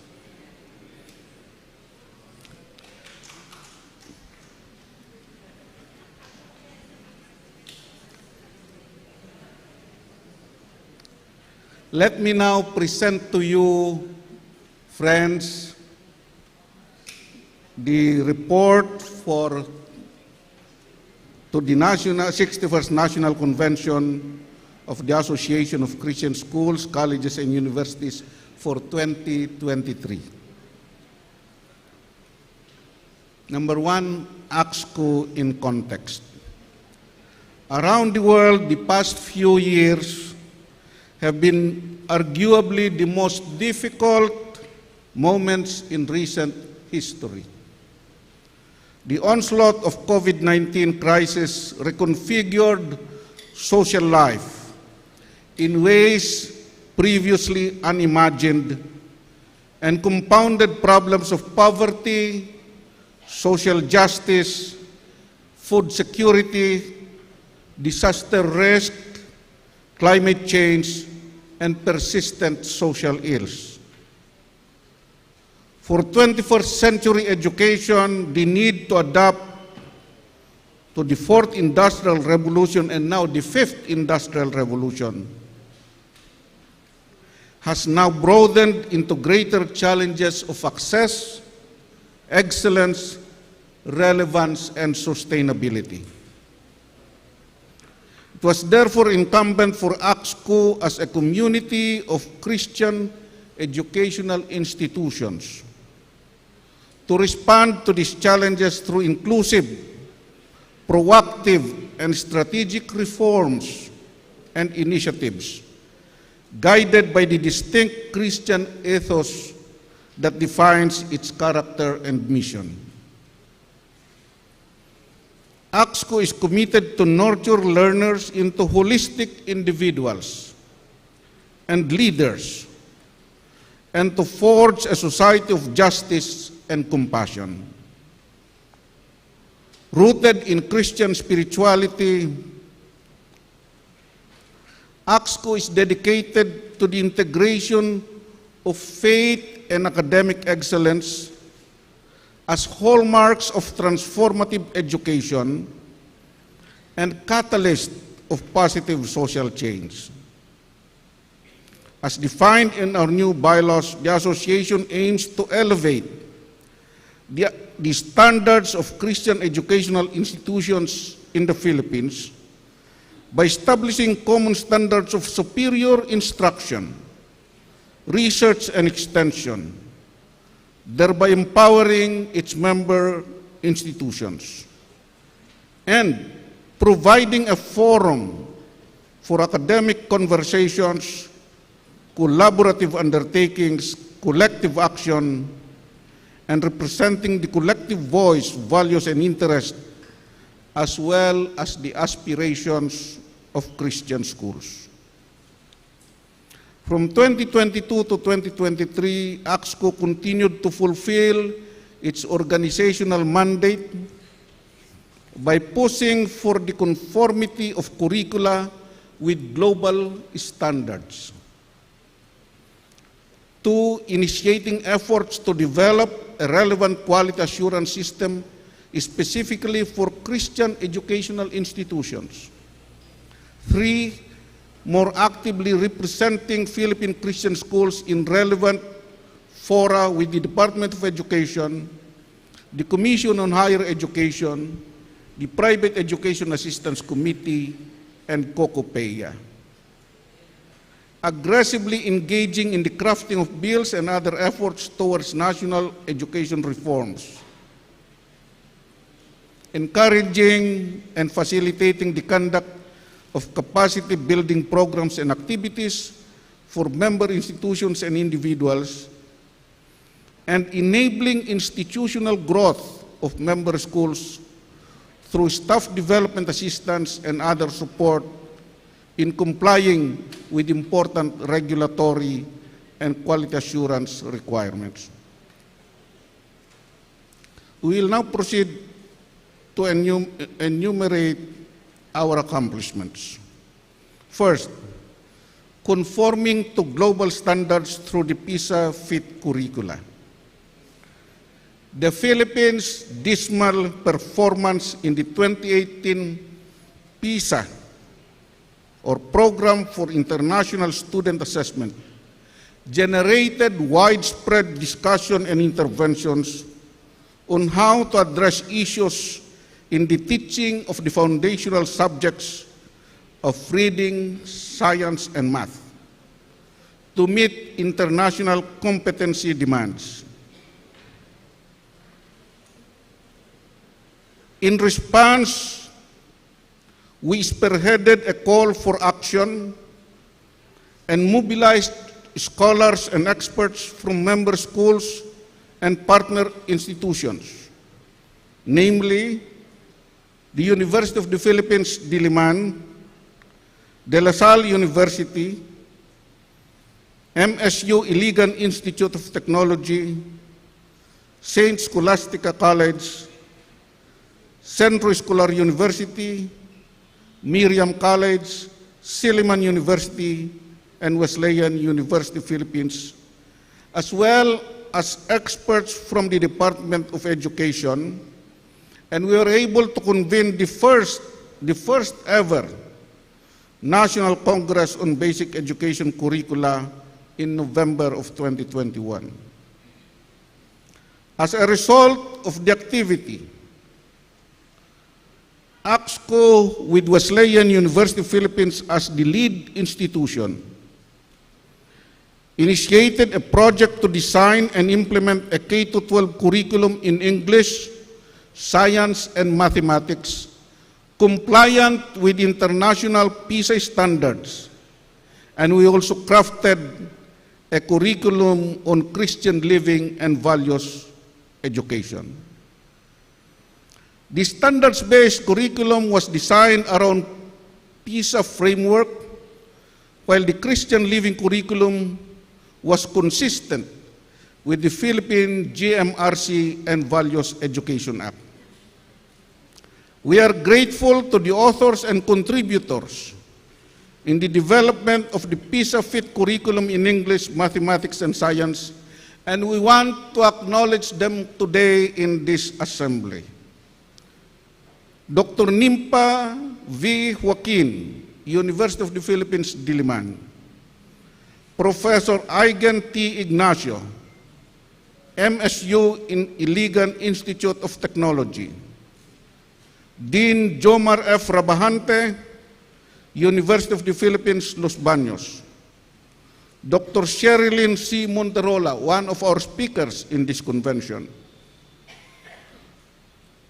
University of the Philippines, Diliman. Dr. Maricar S. Prudente, De La Salle University, Manila. Dr. Greg Tabios Pawilen, University of the Philippines, Los Baños. Dr. Lucris Karina Agnir Paraan, Northern Christian College. Dr. Gina A. Fontejon Bunyor, Silliman University. Dr. Florita V. Miranda, Wesleyan College, Manila. Dr. Maria Serena Jokno, University of the Philippines, Diliman. Mr. Rowell S. Padernal, Bureau of Curriculum Development, Department of Education. Professor Prince Kennex Aldama, UP Los Baños. Dr. Nirja Masi, Isabella Toborn College, India. Professor Eden Joy P. Alata, Centro Escolar University. Professor Ellen P. Alata Brusa, Saint Scholastica University. Dr. John Mark F. Bondok, Wesleyan University, Philippines. Professor Hadasa A. Castro, Miriam College. Professor Joel Faustino, Bulacan State University. And Dean Rodolfo G. Reyes II, Wesleyan University, Philippines. For the curriculum on Christian living and values education. You know, this is something that we are truly grateful of because this defines us as Protestant schools. The authors and contributors are recognized as follows. Dr. Dick Eugenio, Wesleyan University, Philippines. Professor Greg Tabios Pawilen, UP Los Baños. Dr. Nativity Petaliar, Asia Pacific Nazarene Theological Seminary. Bishop Noel Pantoja, Philippine Council of Evangelical Churches. Professor Catherine Jane Sawi, Wesleyan University, Philippines. Reverend Angelo Gutierrez, St. Stephen's High School. Reverend Florentino Reyes, Northern Christian College. Dr. Mary Joy Pring, Langham Partnership. Professor Adela N. Agnir, Northern Christian College. Mrs. Loida Lindo, Nazarene Child Development Academy. Professor Olive Salcedo, Philippine Nazarene College. Professor Sunshine Dulnuan, St. Andrew's Theological Seminary. And Reverend Jonathan Loscos from the United Methodist Church. Overall, the project and the resulting curricula were supported by many presidents, administrators, and teachers from both the private and public educational institutions, notably the Department of Education, the Private Education Assistance Committee, and the Coordinating Council of Private Educational Association in the Philippines. As a result, ACSCU went beyond the crafting of the curricula by providing training and capacity building for teachers who will implement the curricula, and conducted nationwide seminars and workshops to craft teaching resources to support the use of the curricula. ACSCCU and Wesleyan University are also continuously monitoring and improving the developed curricula through ongoing evaluation, feedback, and collaboration to ensure optimum and lasting impact. This project, I am proud to say, was a rare initiative, as it was the first time that Protestant institutions led a major Philippine curricular reform. More importantly, the creation of the Peace of Faith and Christian Values Education curricula is a realization of ACSCCU's vision, mission, and objectives to integrate faith and academic excellence, promote collaboration among education stakeholders, and continuously elevate standards and relevance of education in our country. B, uplifting quality assurance and revitalizing local accreditation systems. It is our honest observation that most of the current local accreditation tools are norm referenced and criterion deficit. They do not collectively evaluate the quality of education delivered. They are too prescriptive and not developmental. Thus, they hinder meaningful progress of educational institutions. We therefore recognize the urgency of developing new accreditation tools and methods to address the limitations of the existing systems and the need to put in place a quality assurance system that is relevant and responsive to international norms. We initiated, members of the board of ACSCCU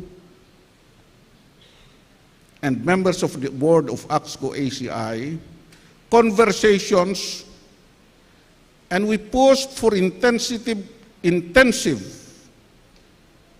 quality assurance training for accreditors to understand and be oriented on the context, philosophy, and framework of criterion reference accreditation tools.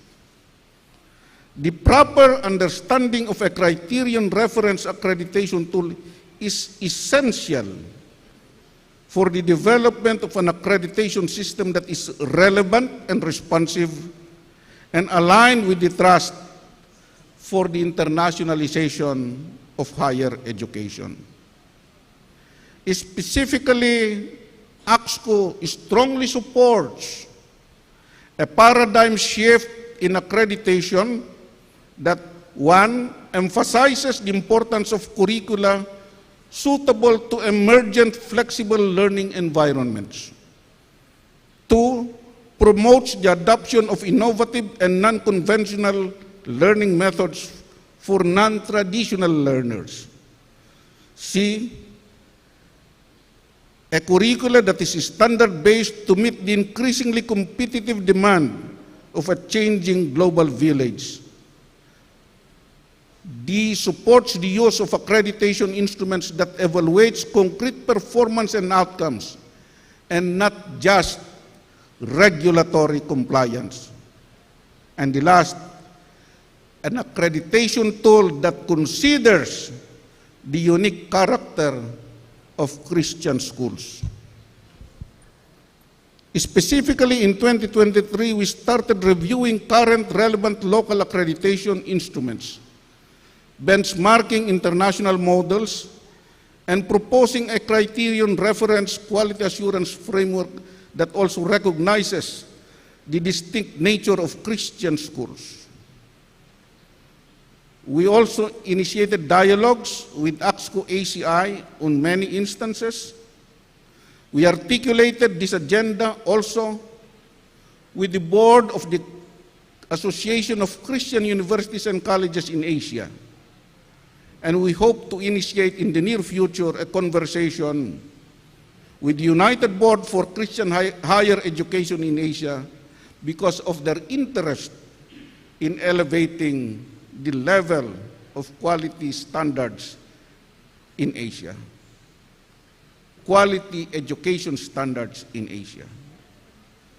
By spearheading a movement towards a more comprehensive, results-oriented, internationally compliant and relevant quality assurance system, ACSCU is demonstrating its commitment to superior education and is fulfilling its mandate to ensure that member institutions set their vision and aspire for the highest and most appropriate standards of excellence. More importantly, by advocating an accreditation system attuned to the unique Christian identity of member institutions, ACSCU is discharging its duty to integrate spirituality and academic excellence, engage in local and international partnerships, and facilitate constructive dialogues among educators from diverse Christian traditions. Contributions to national policy formulation and reforms. Aside from actively participating in public dialogues in education governance, ACSCU was also cognizant of its role in legislative policy formulations. Thus, it substantially engaged in providing inputs on various national bills and policies, thereby ensuring that these bills serve broad public welfare.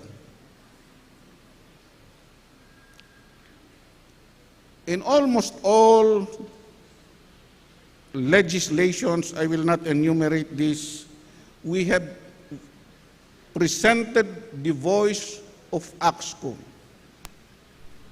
to be in the mainstream of public debate, arguing the nature and character and the aspirations of Protestant Christian institutions.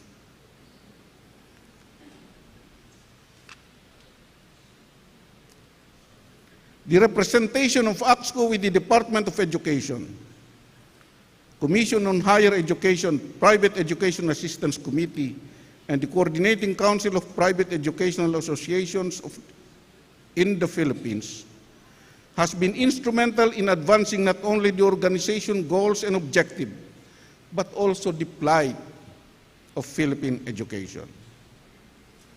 ACSCU actively and regularly participated in various consultative dialogues and planning to support curriculum improvement, teaching and research capability, faculty development, administrative efficiency, and institutional growth and development.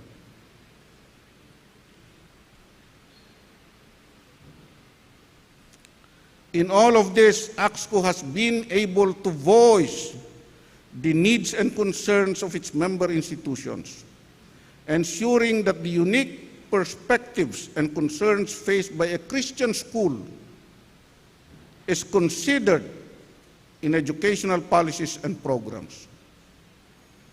This representation has provided ACSCU with the platform to actively contribute to discussions and decision-making processes that shape the educational landscape in the Philippines.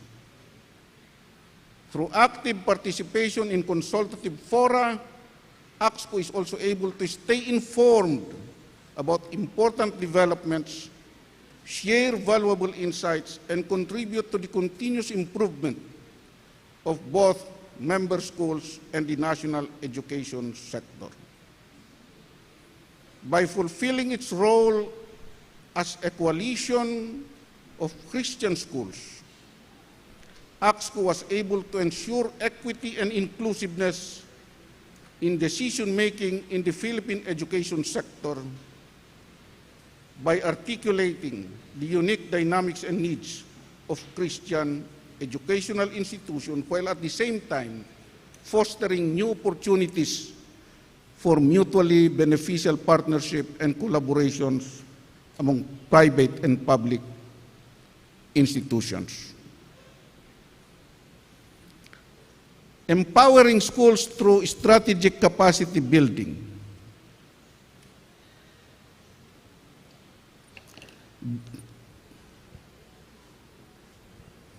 Due to its representations in government administrative bodies, ACSCU successfully forged more concrete action and functional partnerships.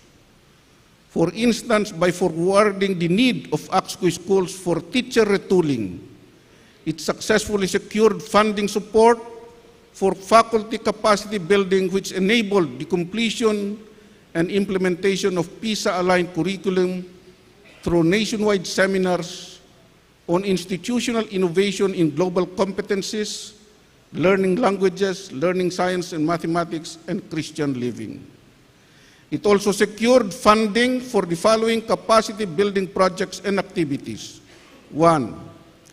Silliman University's project on ensuring student engagement in technology-enhanced limited face-to-face instruction, which capacitated teachers in the effective handling of flexible learning environments.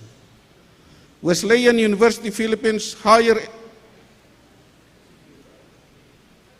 Education Administrator Seminar, or HEADS, which refined governance and management capabilities of school administrative officials and leaders.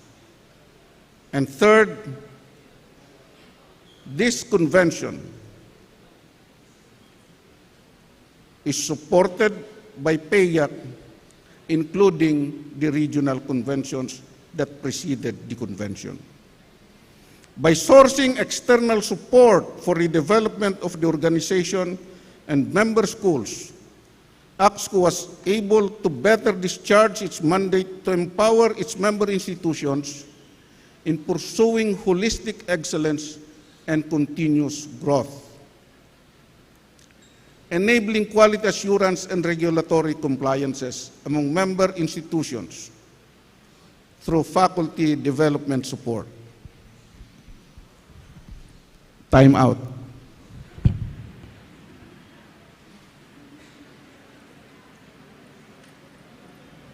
May I sit down?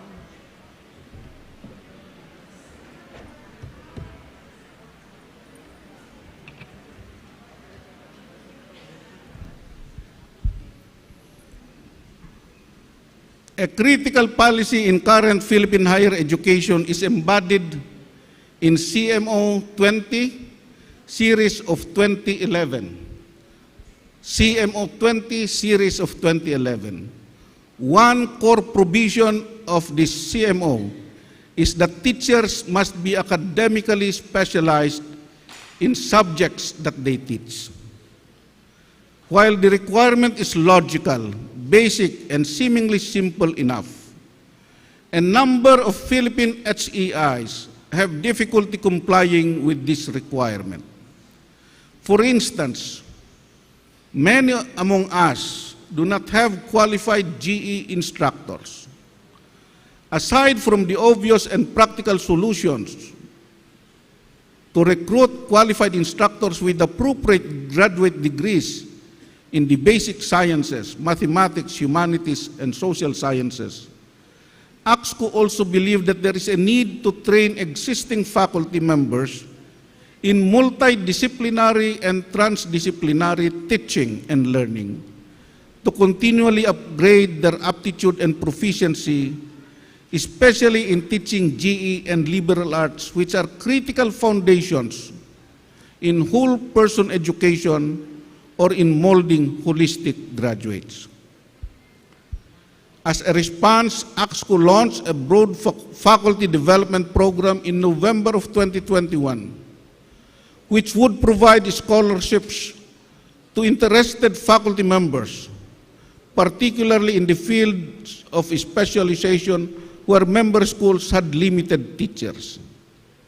At that time, 41 faculty members manifested their interest and applied for scholarships. These individuals are from Living Angels Christian Academy,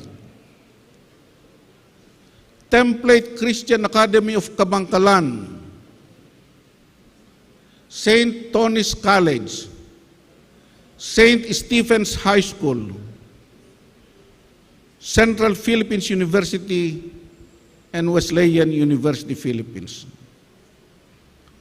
Their applications were immediately acted upon and endorsed by the grant administrators and favorably accepted by the delivering higher education institutions, including the Adventist University of the Philippines, Silliman University,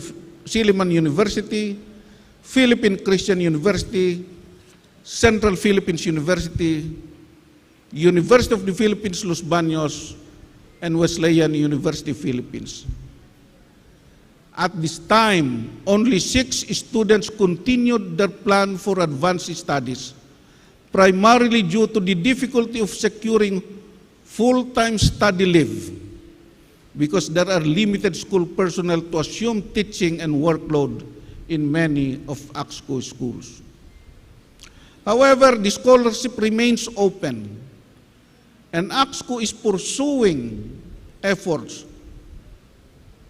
to address this issue.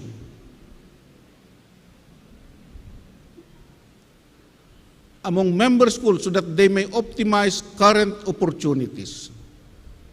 ACSCCU remains committed to providing this important support so that the schools may effectively comply with existing regulations, raise their faculty profile, and consequently elevate staff academic competence. What are our ways forward?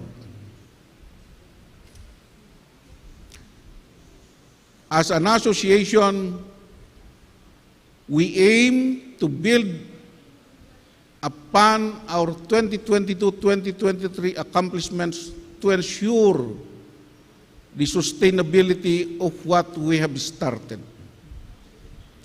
1, finalize a quality assurance system for Christian institutions. ACSCCU continues to recognize the importance of quality assurance in educational programs and services.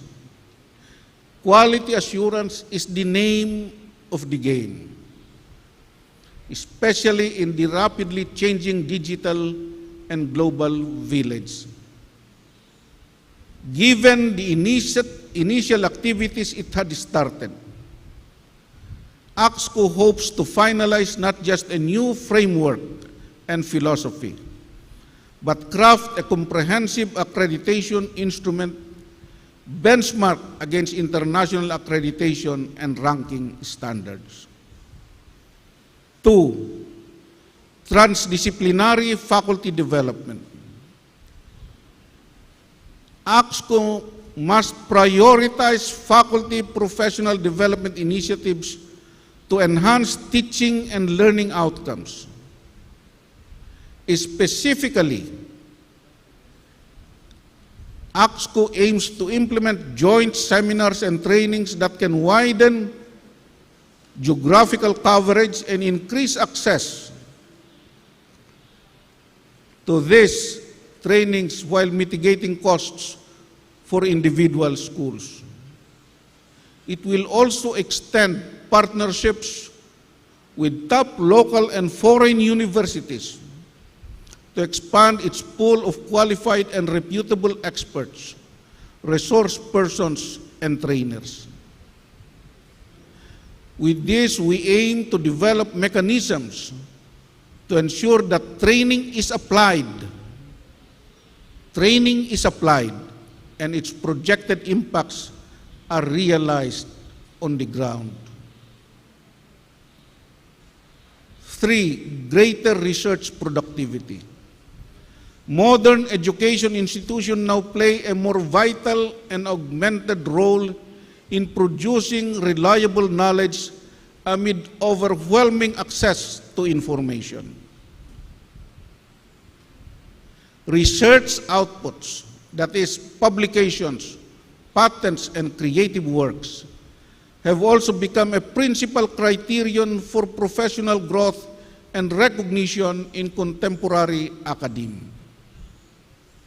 ACSCU is aware of this development and must exert special efforts to boost research productivity among schools and faculty.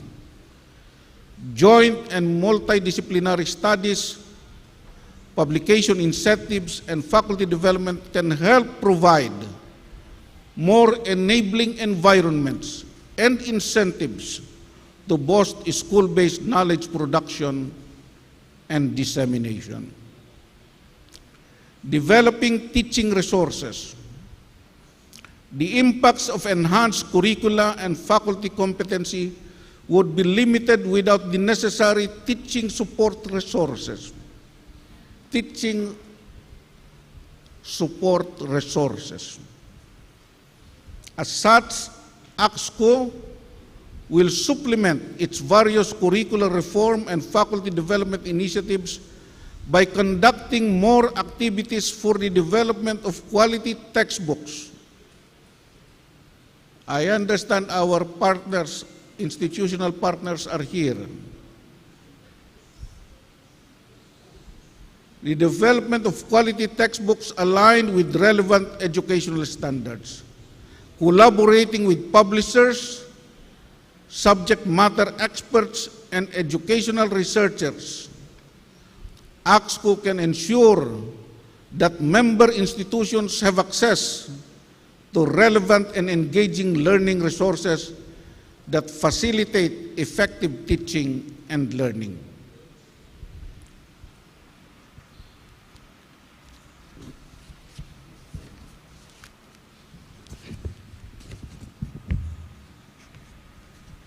Increasing greater student mobility.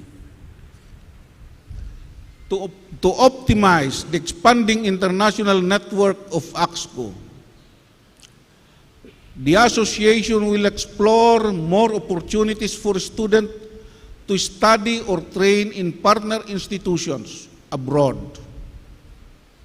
It will more aggressively pursue student exchange programs and related collaborations that can provide cross-cultural exposure to students that will broaden their perspectives, enrich their learning experience, reinforce their holistic education, and foster a sense of global citizenship necessary in a 21st century society.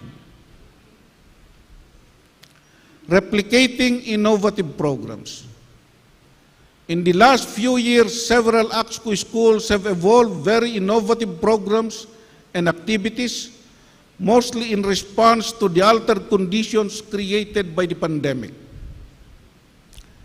Many of these responses remain relevant and practicable in this period of recovery and transition.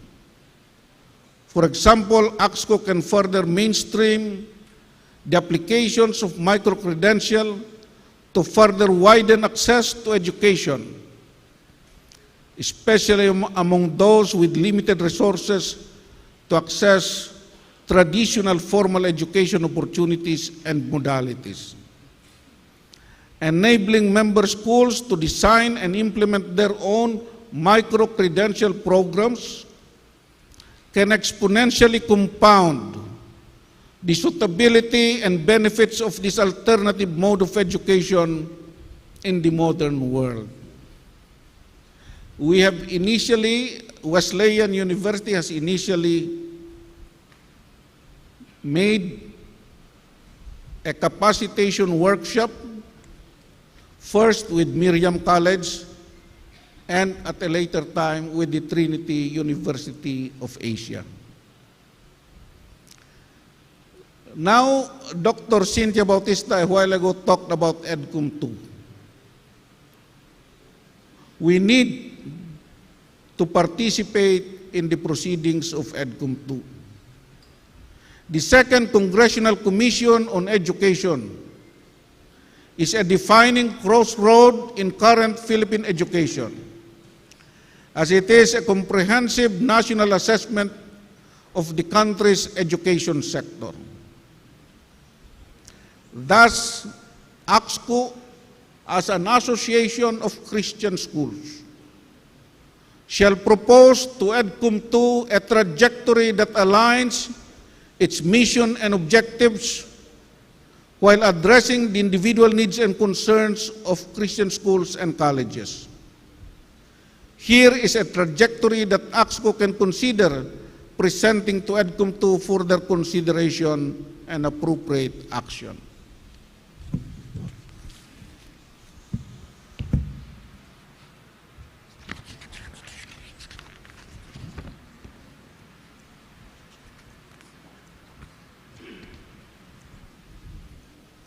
Integration of faith and academic excellence.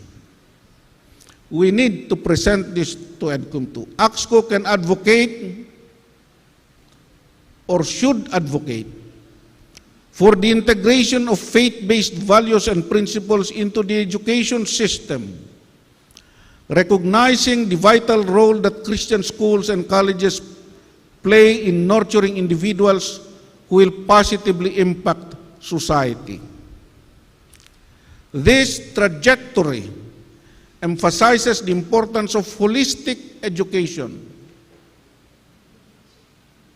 or whole person education, something that develops not only academic knowledge and skills, but also character, moral values, and foremost, ethical leadership.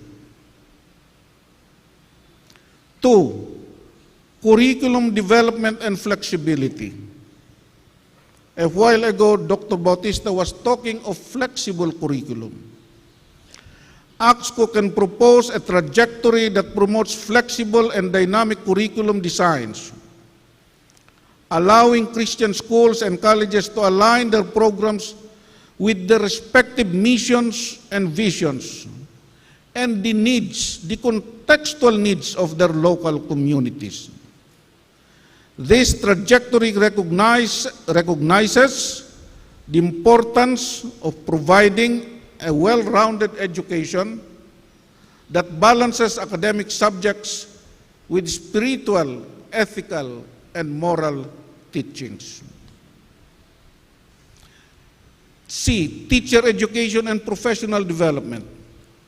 ACSCU must emphasize the significance of comprehensive teacher training and ongoing professional development programs that equip educators with the necessary skills and competencies to deliver high-quality, faith-integrated education. High-quality, faith-integrated education. This trajectory highlights the importance of continuous learning and supports the growth and effectiveness of teachers in Christian schools and colleges.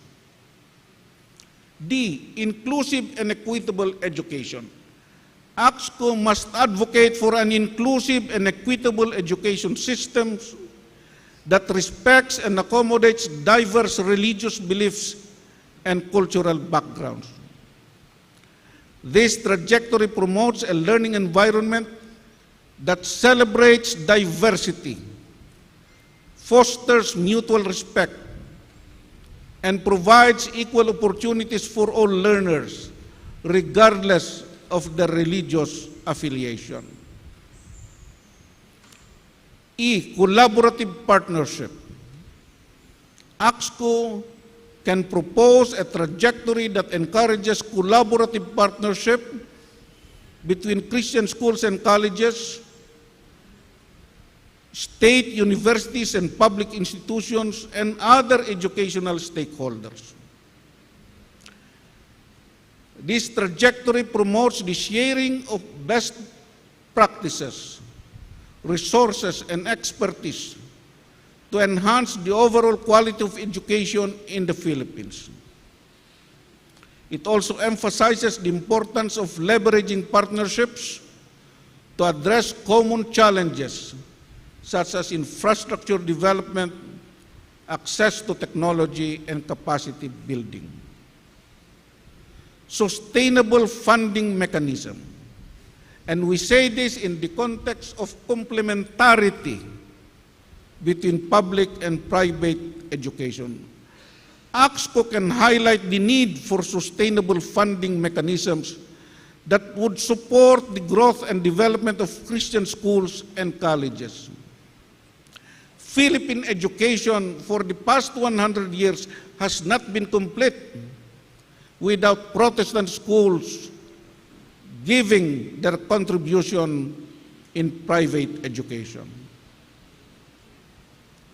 This trajectory recognizes the financial challenges faced by our member schools, and it calls for the establishment and institutionalization of funding programs and initiatives that ensure equitable access to resources, especially for small and economically disadvantaged schools. We have many of these, the mission schools in the Cordilleras and in the far-flung villages of various provinces in our country. Research and innovation.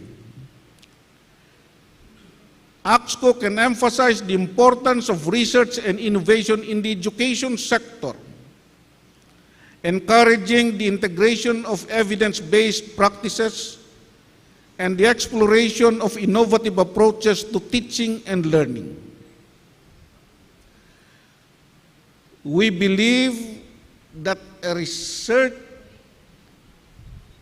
faculty, a teacher that researches is always a better teacher.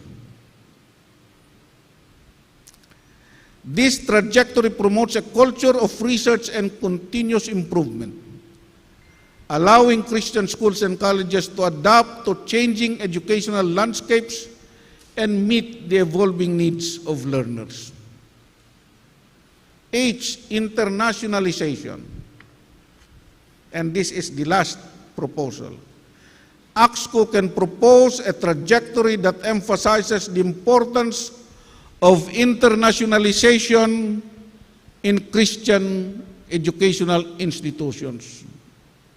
Many of our member schools are mission schools and identified with churches whose presence is strongly manifested in North America, Europe, and other parts of the world. This trajectory recognizes the interconnectedness of the global community and the need for students to develop global competencies and cultural understanding.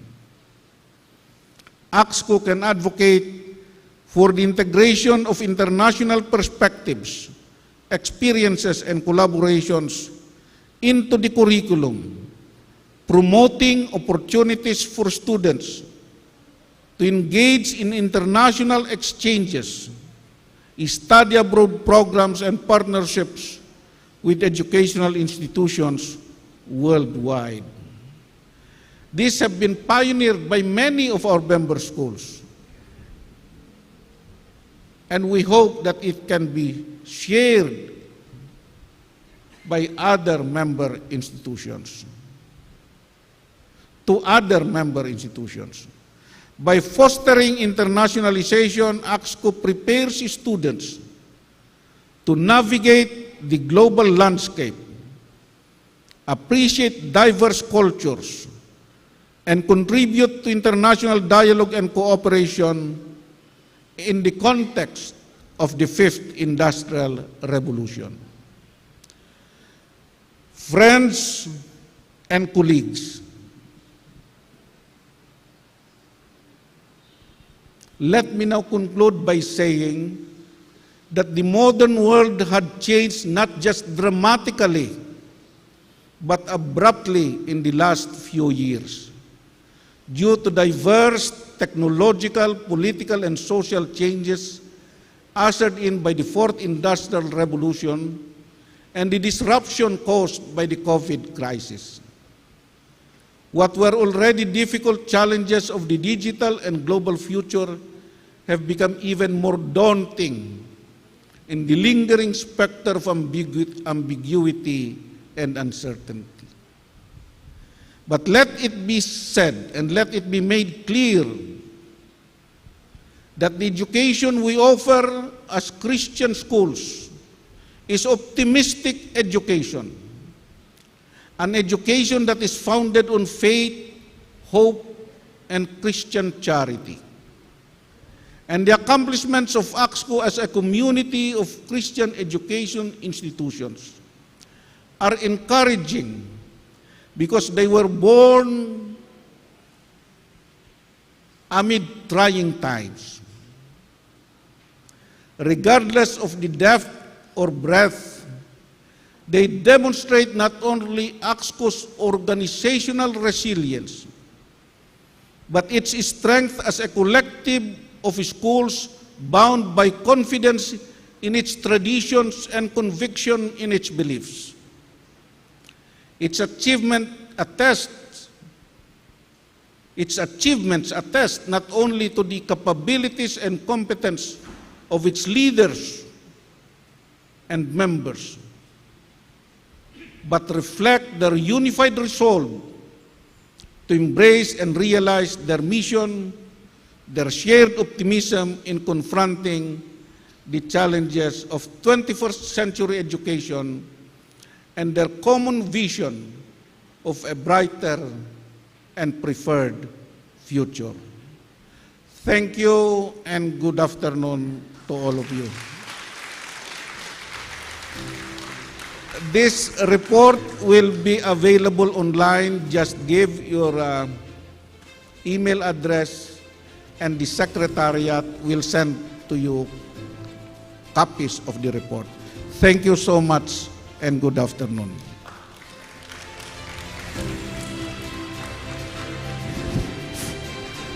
Thank you so much, Judge Turgano, for your report. Now, before we proceed to the reports of regional chairpersons, may I invite everyone to please stand for a short icebreaker. May I request Dr. Pido to be the one playing the piano. Who is familiar among our delegates from Mindanao is familiar with the action song, Ako Malipayon? So if you are familiar with that action Visaya song, please sing with me. I am not really a good singer, so please forgive my singing. So the first one is Ako Malipayon, Ikaw Malipayon, Kitang Tanan Malipayon. And then the second one is Ako anak sa Diyos, Ikaw anak sa Diyos, Kitang Tanan anak sa Diyos, Tiil ibundak-bundak, Kamot ikaway-kaway, Hawak ikiay-kiay, Tuyok gamay. Okay, let's try that.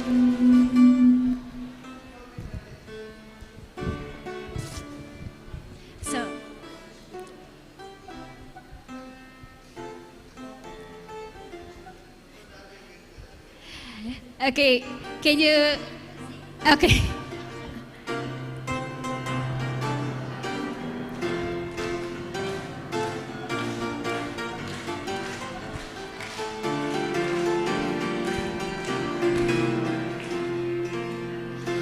Ako malipayon, ikaw malipayon, kitang tanan malipayon. Ako malipayon, ikaw malipayon, kitang tanan malipayon. Tiil ibundak-bundak, kamot ikaway-kaway, hawak ikiay-kiay, tuyok gamay. Il bundak-bundak, kamot ikaway-kaway, hawak ikiay-kiay, tuyok gamay. Ako anak sa Diyos, ikaw anak sa Diyos, kitang tanan anak sa Diyos. Praise the Lord! Ako anak sa Diyos, ikaw anak sa Diyos, kitang tanan anak sa Diyos. Tiil, pundak-pundak, kamot ikaway-kaway, hawak iki-ay-ki-ay, tuyog gamay. Tiil, pundak-pundak, kamot ikaway-kaway, hawak iki-ay-ki-ay, tuyog gamay. Thank you very much. Thank you po. I hope everyone is energized.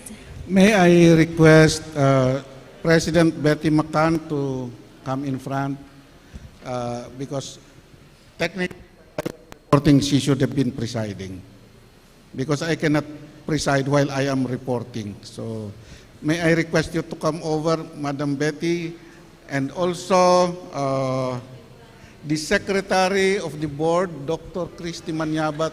May I also request that you come in front and sit in front with us.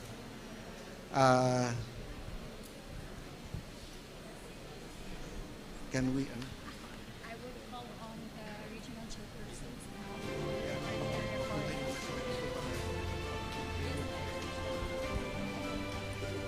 Now may I request our regional chairpersons for the reporting. May I call on Dr. Lucris Carina Agner Paraan, Chairperson of ACSCU North Luzon. We also have Dr. Kathleen Gimbatan, Regional Chairperson of ACSCU South Luzon.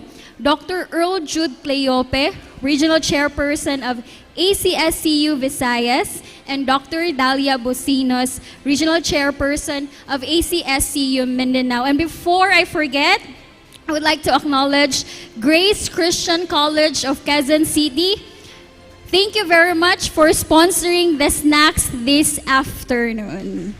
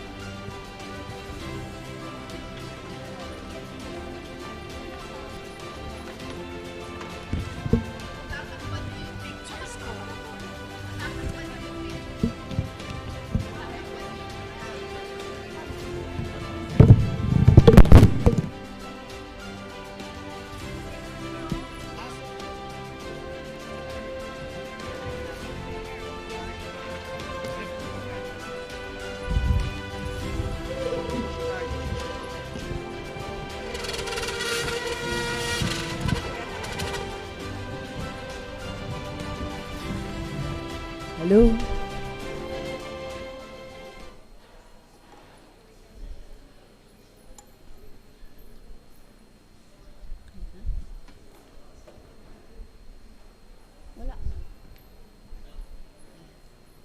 Hello, good afternoon, everyone. Are you all still awake? I promise my report will be very brief and it will have a lot of pictures rather than text. So there is a provision in the Constitution and bylaws of ACSCU that there has to be a zonal convention of the regions before the national convention. So my report is about the North Luzon Zonal Convention. This is the North Luzon ZonCon team for 2022 to 2024. Myself, Pastor Bongbong Gallo from Maligaya Trinity Baptist Christian Academy, Dr. Ajin Kwan from King's College of the Philippines in Benguet, and Cesar Arique from Living Angels Christian Academy.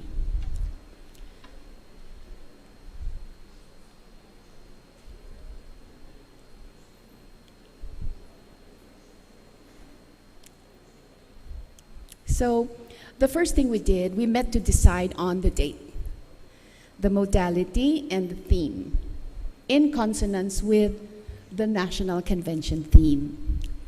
The second thing we did was to write everyone in North Luzon and ask them to save the date. And then we had to decide on a venue. So we floated a request to all the member schools, and our very generous President Turgano, whom we are blessed to call a member of the North Luzon zone, was very quick to respond.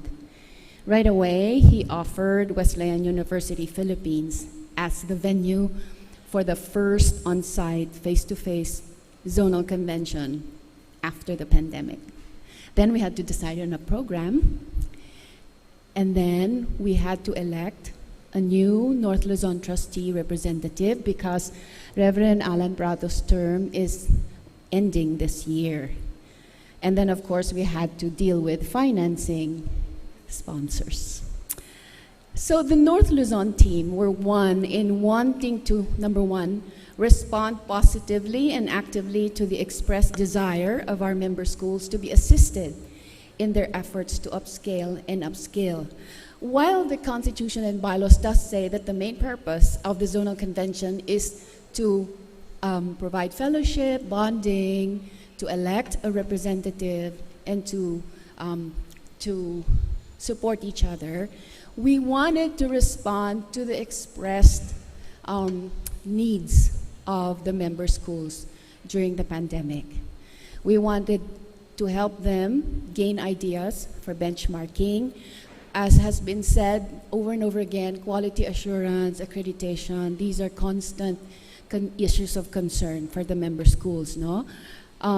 We also wanted to make all attendees participate actively, not just sit as audience members. We wanted to be able to generate innovative ideas for dealing with the challenges as detailed above and provide invaluable experience of active engagement during the convention instead of being just listeners and audience members. This is why, instead of having the usual series of speeches and discussions for the entire day, the North Luzon team decided on a more pragmatic approach to achieving the ACSCU aims for 2023 convention. At the same time, following through on the member schools' expressed priorities, okay, all of these priorities. And so we asked our venue host to allow us to have a capsule tour of Wesleyan University Philippines, their best features and facilities. And as always, President Turgano was very quick to say yes. And we wanted the tour to be followed by FGDs, no? So we have small group brainstorming to generate innovative solutions to the challenges posed by artificial intelligence, sustainability, and quality assurance concerns. Then we emailed our member schools and asked them to nominate candidates for the position of North Luzon Trustee Representative. And then we asked the nominees to signify their acceptance of the nominations. 3 from among those who were nominated accepted. So this was the theme of the ACSCU North Luzon Zonal Convention, responding to the challenges of AI, sustainability, and quality assurance via innovations in teaching strategies, assessments, and student services. The speeches, as well as the activities, were all geared toward this theme.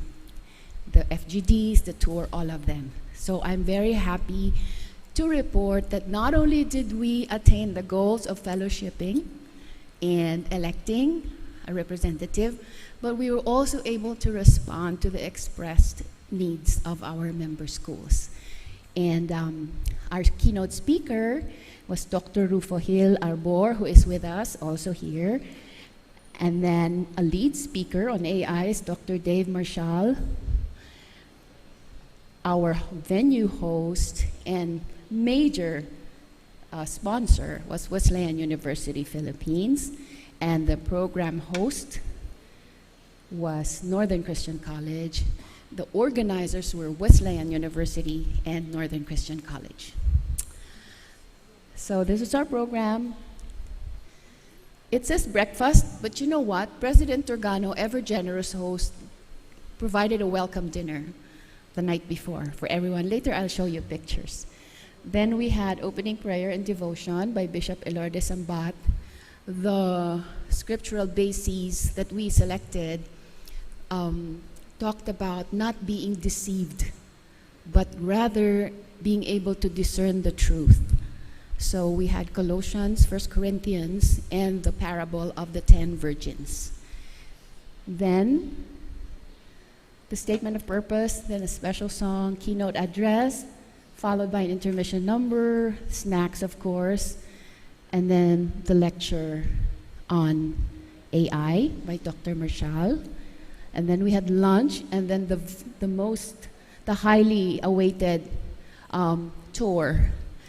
Everyone was so happy with this tour, and we cannot thank Wesleyan University enough for being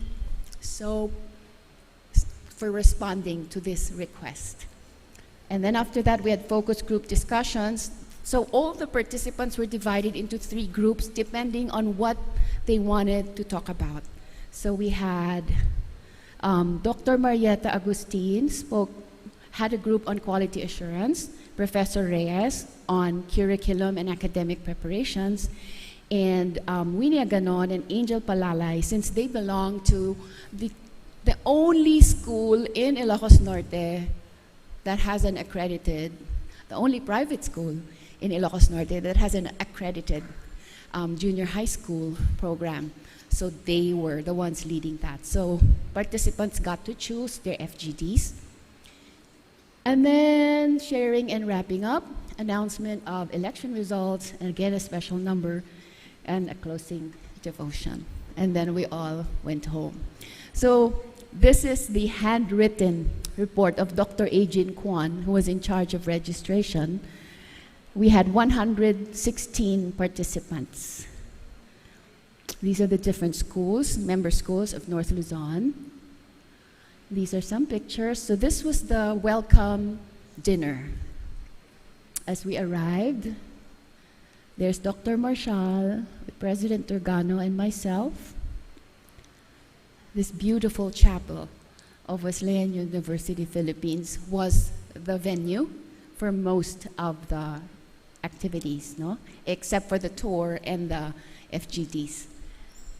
There is President Turgano welcoming us all and inviting us to a beautiful dinner after a very special opening worship.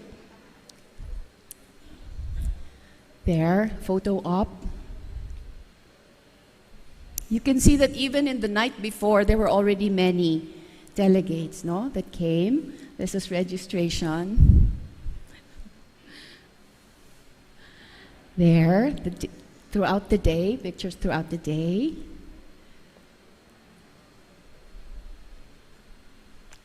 So this is Dr. Rufo Hale Arbor giving his talk, and then the giving of the tokens of appreciation with the North Luzon team and the Executive Vice President of Wesleyan University, because President Turgano had to rush to the airport for his trip to Europe. And then there's Dr. Marshall giving his talk, and then the giving of tokens of appreciation. Now, we actually had virtual elections, but when we got there, we realized we did not have a majority. And we had to have a majority, right? So we also held elections right there. So the schools on the left were the schools at that time that had not voted yet. So there. And then, so there's my team. This was the tour. Thank you, Wesleyan. It was a wonderful time had by many. These are the different schools walking around, looking at the best features and best facilities of Wesleyan University, Philippines, in order to generate ideas and gain insights. So these were the leads of the focus group discussions. And each group had a representative to report on what they spoke about. So 3 groups. And this is Cesar Arique, COMELEC chair, announcing the results of the elections. And that's me talking to the next host, no? St. Mary's School of Sagada, for the next for the 2024 North Luzon Zonal Convention. So thank you very much, everyone, for listening.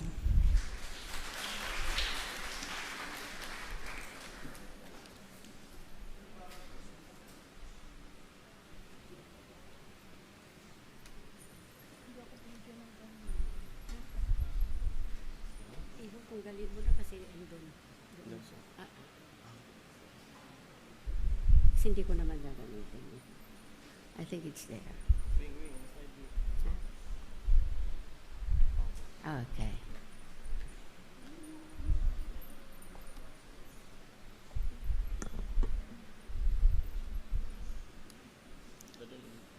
Good afternoon.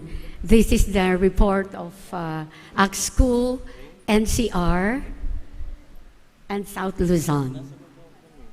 I addressed the report to our President, Judge Benjamin Turgano, of course, from the chairperson. And we are very happy to present to the members of the board, the zonal trustees, officers, convention participants, and delegates, the activities of the ACSCU NCRSL for school year 2022-2023. And to begin with,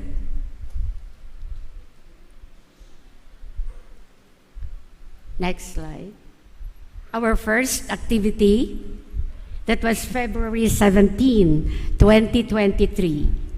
We had our officers meeting at Berea Arts and Science High School for the purpose of planning, especially the activities that we are going to undertake for the zonal convention.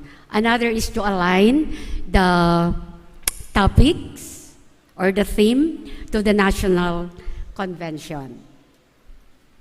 The house school, Berea, with June Ramos as our host. Yes, we had our June 6 ACSCU NCR South Luzon Zonal Convention. At first, we decided to have it face-to-face. However, there were conflict of schedule, like final examination from among the member schools, recognition, and commencement exercises. So we opted to have it via Zoom. And another thing, of course, for greater participation. And we did it.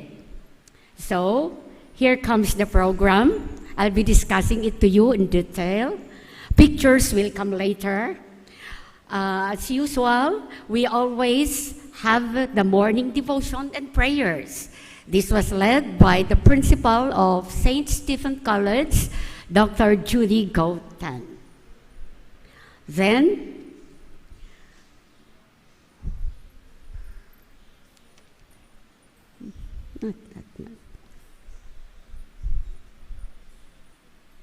of course, we have our greeters.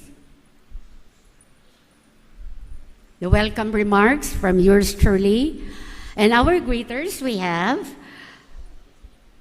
our beloved President, Judge Benjamin Turgano, through via Zoom also. Then here comes already our first lecturer, because we have 3 topics discussed during the convention. The first is artificial intelligence in educational innovations, its advantages, disadvantages, and its sustainability.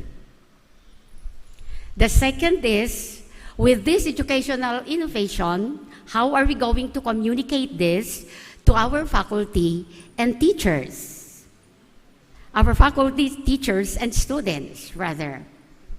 And the third topic, we had the curricular innovations in the fire, the fourth, industrial revolution in education in preparation for the fifth. After the intermissions given by some of our students via Zoom also. Our first speaker, artificial intelligence in educational innovations, its advantages, disadvantages, and sustainability. This was discussed and presented by Dr. Mideth Abisado, Director, CCIT, Graduate Programs of the National University. The second lecturer, we have communicating educational innovations to teachers and students. This was presented and discussed by Sir Christian John Franco, Director, Wesleyan University Philippines, Carolina L. Gozon Institute of Lifelong Learning. And the third topic, it was discussed by Dr. Greg Tavius Pawilen, Professor 4, Director, UPLB Office for Institutional Development in Higher Education. The topic is Curricular Innovations in the Fire. We don't have lunch break. We were eating, having our break in front of our laptops, what's that? iPod and other gadgets that we had. And that's the reason that we were able to finish the zonal convention at exactly 2:15. Wow. Maybe see now, next slide. Our pictures, there. Yan, the opening remarks. Okay, our morning devotion, as I was telling you a while ago. Then we have our host school. Okay, then Dr. Marilyn Mutok acted as the MC during the convention. Of course, our beloved president. Then we have our Dr. Gisela De Luna. She was tasked to moderate the panel discussion. Then, of course, our ACSCU Executive Director. We have there the picture of our speaker, Dr. Mideth Abisado of National University. Those were the topics taken. Next slide. Here comes now Mr. Christian John Fausto, a very young speaker from Wesleyan University. Those are the topics tackled during the convention. Of course, the certificate was given to them. And here comes Dr. Greg Tavius Pawilen from the UPLB, Curricular Instructional Innovations in the Fire, a very challenging and radical lecture. Then, of course, we always end the program with a closing prayer and dedication. Now the task was given to Harris Memorial College. However, they were not able to attend due to some very important event that they were supposed to have. So we requested the presence of our university chaplain at PCU, Reverend Rick Bernardino, for the closing prayer. Of course, another pic. Yes. Here comes the participants. We were able to have 112 official. Marami pang mga visitors. Okay. Then another thing, we were happy to have with us Dr. James Tan, the former BOT member of ACSCU and the former president of Grace Christian College. He attended the convention from the very start until we were done. Okay, here comes the pictures of the participants. Next slide, please. Intermission numbers. Okay, we were entertained by our students through via Zoom also. The Berea Arts and Science High School in their guitar and rondalia ensemble. Then we have the violin, of course, Makati. No, it's Hope Christian High School in their dumbbell presentations. Then we have the Grace Christian College in their robotics. Yan. Next slide, please. Now, other activities of the chairperson and the ACSCU NCR South Luzon officers. One, you will see, yes, we religiously attend the board meeting as called for by our president, Judge Benjamin Turgano. That's the latest board meeting we attended. Next, at Quezon City Sports Complex. Next, here comes now another board meeting, and at the same time, a Christmas party, which was held at Quezon City Sports Club 2. And the third,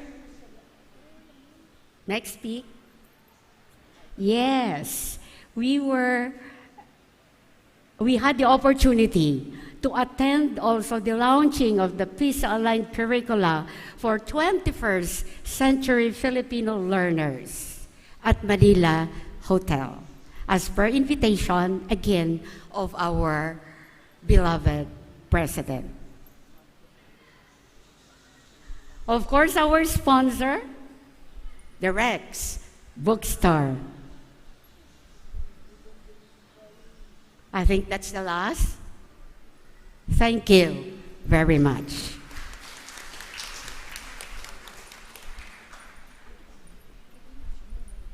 Mayong hapon sa tanan from the Visayas group. May I request all the delegates from the Visayas to kindly stand? I understand most of us spent 9 hours in the airport. That's the challenge really in the Visayas, even in the connection. Salamat po from the Visayas. Actually, we had our convention last June 9. June 9, kami ang last, and then we had via Zoom. Again, the officers decided that we'll do it by Zoom pa. And then our speaker shared similar topics with the rest of the reports. It's all about the challenges of the AI. So our speaker was Dr. Viola Torres, the Director of Instruction of Silliman, and her topic was on aligning with the requirement of the 21st century education challenges and opportunities. So we had 72 participants, and we started off with a meditation by the Associate Minister of Central Philippine University, the Reverend Roger Kimpo, and then there was a choir by Philomer University, and then after that, the talk of Ma'am Viola, Dr. Viola, and then we had an election because the term of the Reverend Dr. Zuriel Chempo was expiring, so we re-elected him. And then after that, we had a brief meeting, and the officers decided that we will have our face-to-face convention sometime this last week of October. So that's all from the Visayas region. Thank you very much.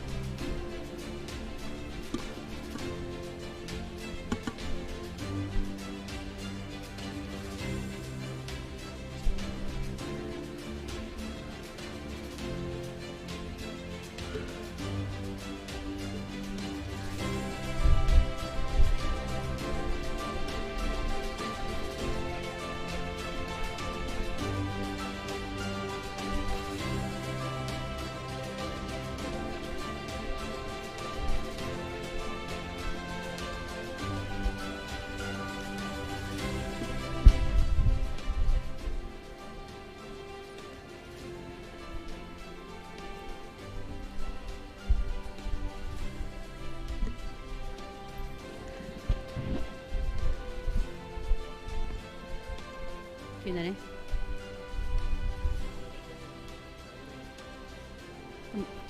Wala palagi, sir.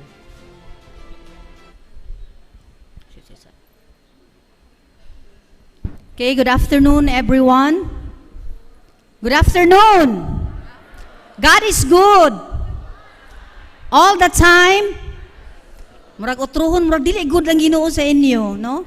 It seems that the Lord is not good on the way you answered. God is good. All the time. Because it is His nature. So that's our greeting in our school.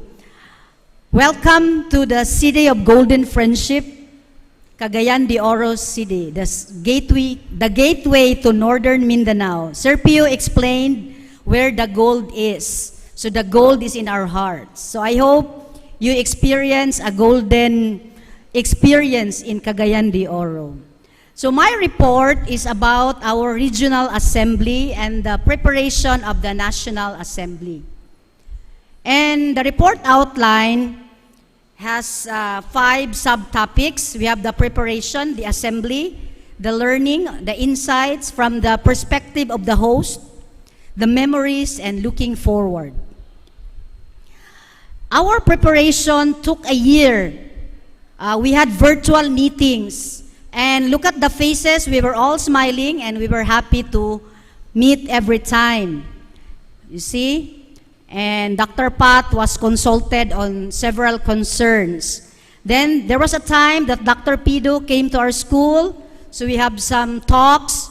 And of course with food. That's always present. And in a nutshell, we have decided to adapt the theme of the 61st National Assembly.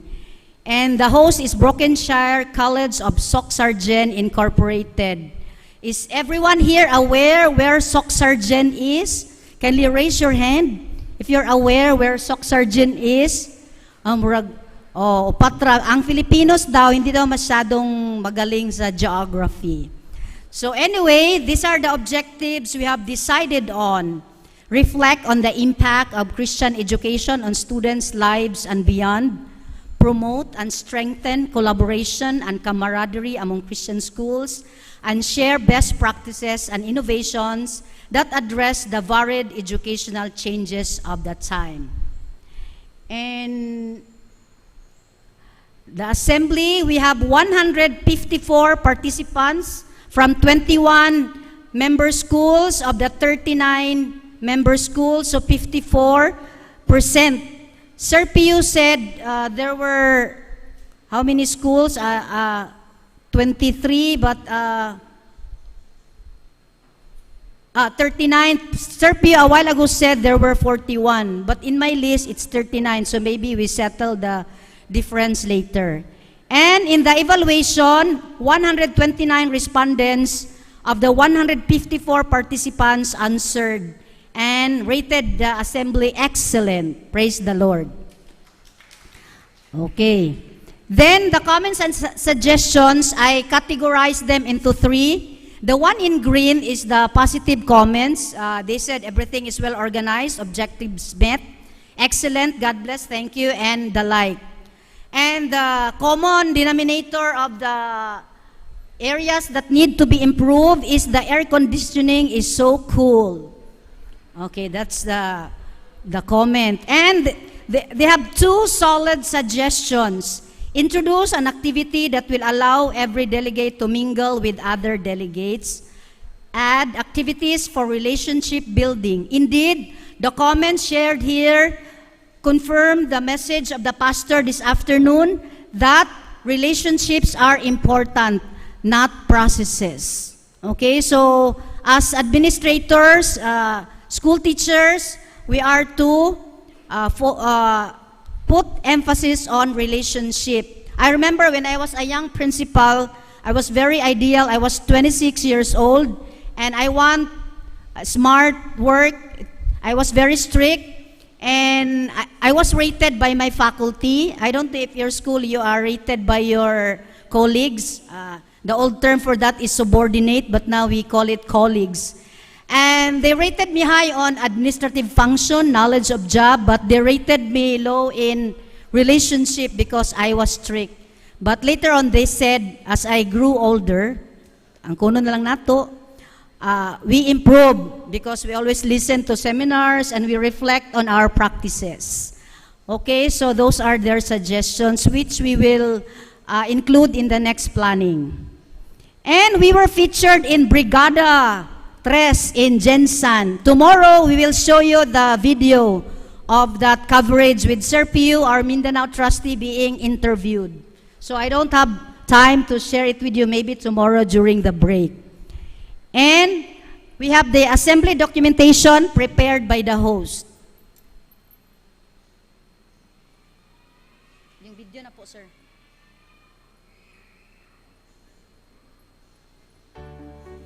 Welcome to ACSCCU Mindanao Regional Assembly, held on June 8, 2023, with the theme, ACSCCU, Leading Innovation for Christian Education, Upholding Mission, Designing Innovative Programs, and Committing to Quality Assurance. Hosted by Brokenshire College, Soxergen Incorporated. The gathering of Christian schools in Mindanao began in the late afternoon of June 7, 2023 with a short devotion held at the House of Worship of Brokenshire College, Soxergen Incorporated.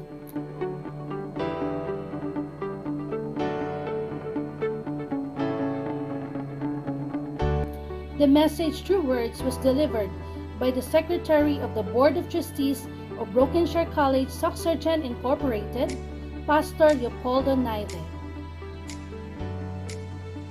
while the BCSI choir rendered the message through song.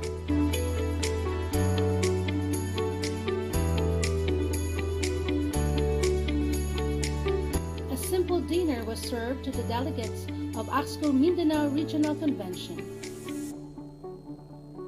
The welcome message was given by the Mindanao trustees Dr. Pio Baconga and Professor Alvin Lin Bergante. The delegates was then entertained by the selected faculty, staff, and students of Brokenshire College, Soxergen Incorporated.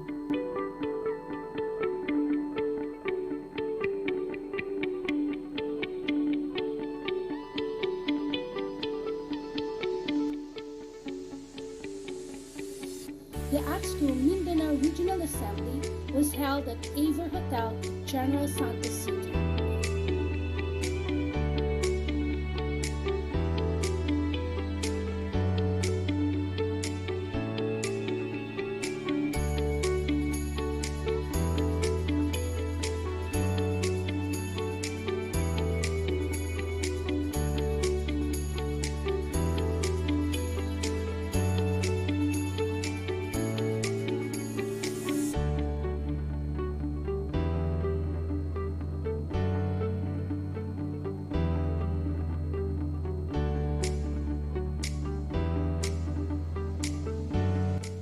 The convention began with an invocation through song led by the BCSI student choir.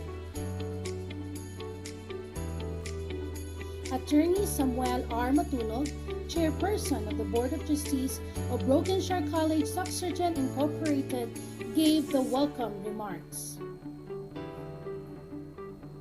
Dr. Dalia D. Businos, Vice President for Academic Affairs of Pilgrim Christian College and the Chairperson of ACSCCU Mindanao Zone, gave the statement of purpose. Dr. Nelia A. Elibin, Director 4 of the Commission on Higher Education Region 12, gave her welcome message to the participants of the convention. The keynote address was delivered by Dr. Fedelinda Booctawagan, the President of Dansanan College Foundation in Marawi City, allowed the participants to reflect on her message, Educational Disruption, Is It a Bane or a Boon? A heartwarming testimony was given by 4 alumni of Brokenshire College, Soxergen Incorporated, who shared a Christian education through a lens of a student.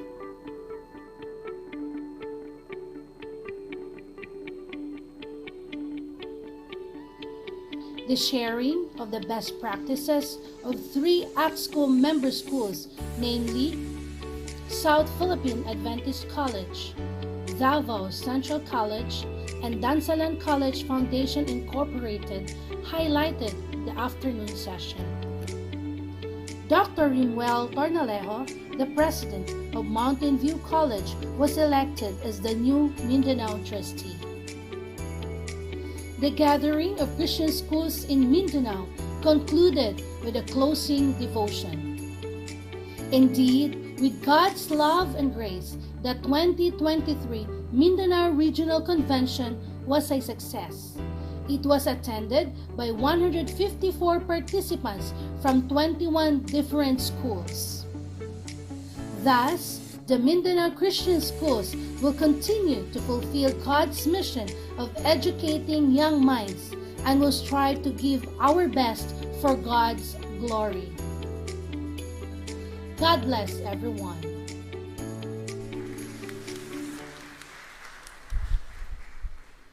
At this point, may I call on the singing president of the host school, Brokenshire College of Soxargen Incorporated, Dr. Beneth Ladion Mercado, to share the insights. To my brothers and sisters in Christ, good afternoon, everyone. God afternoon, everyone. It is really an honor to share my learning insight. I did not write. I'm going to share it from the heart.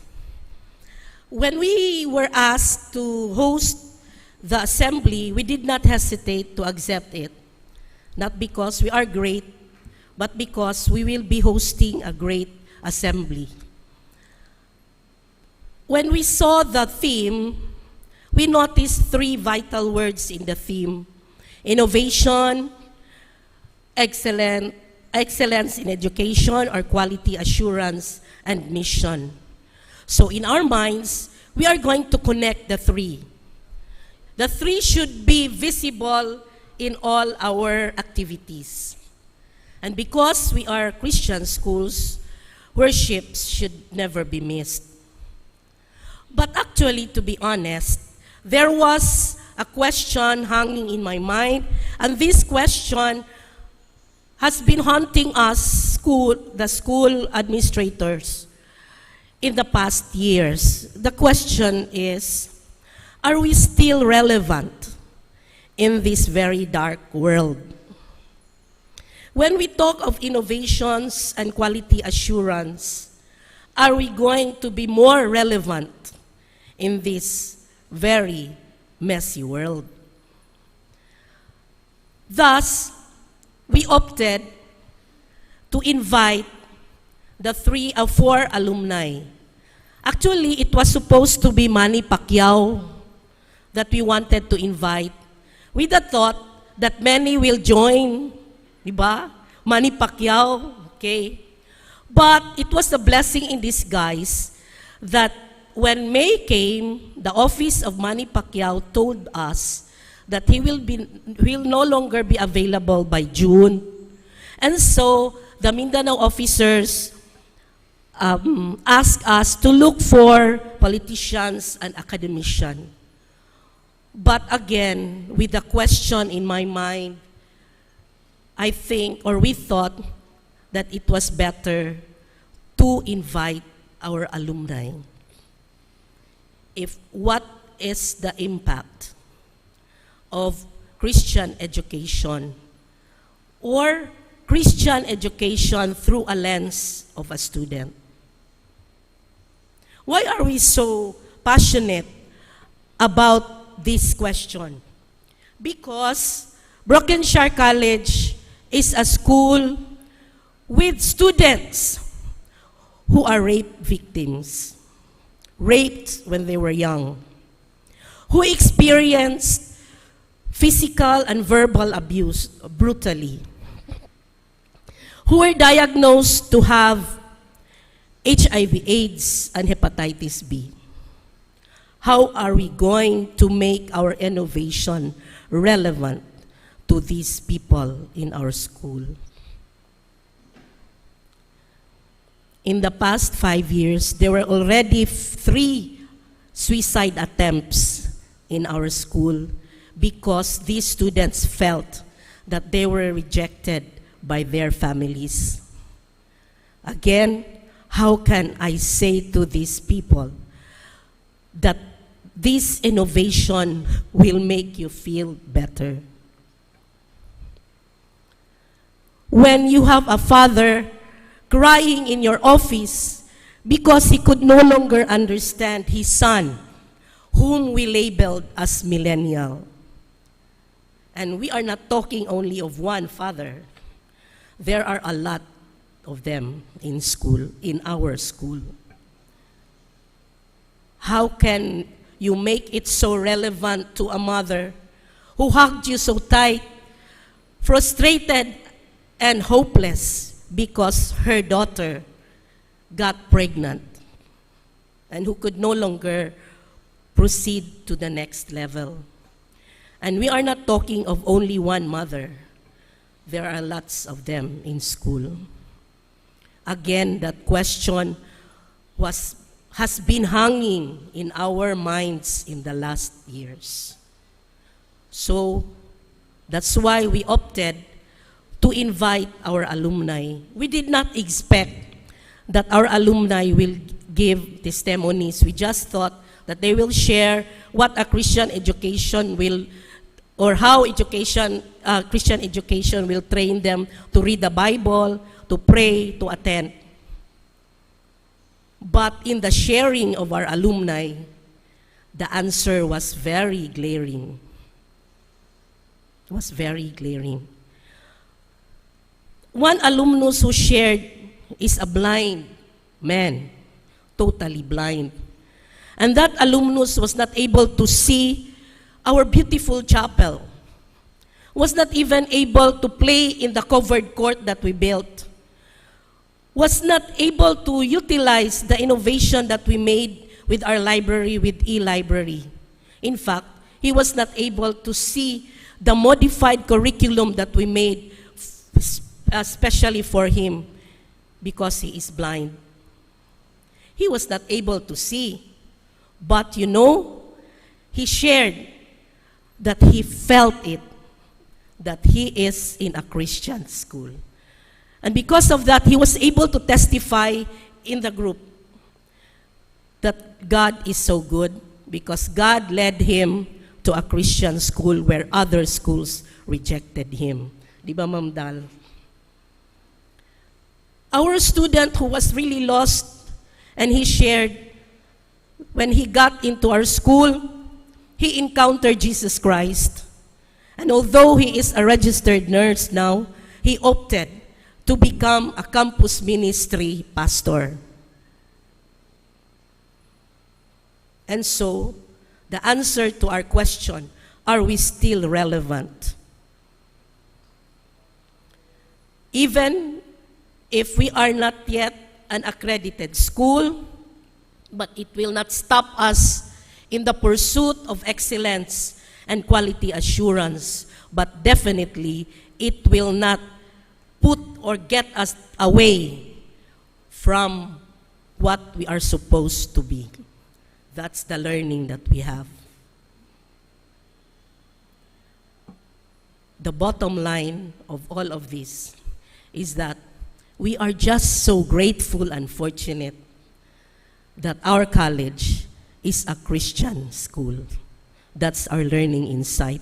It's difficult in this very messy world, but Romans 8:28 says, all know that everything works together for good to all of them who love the Lord and are called for His purpose. Thank you.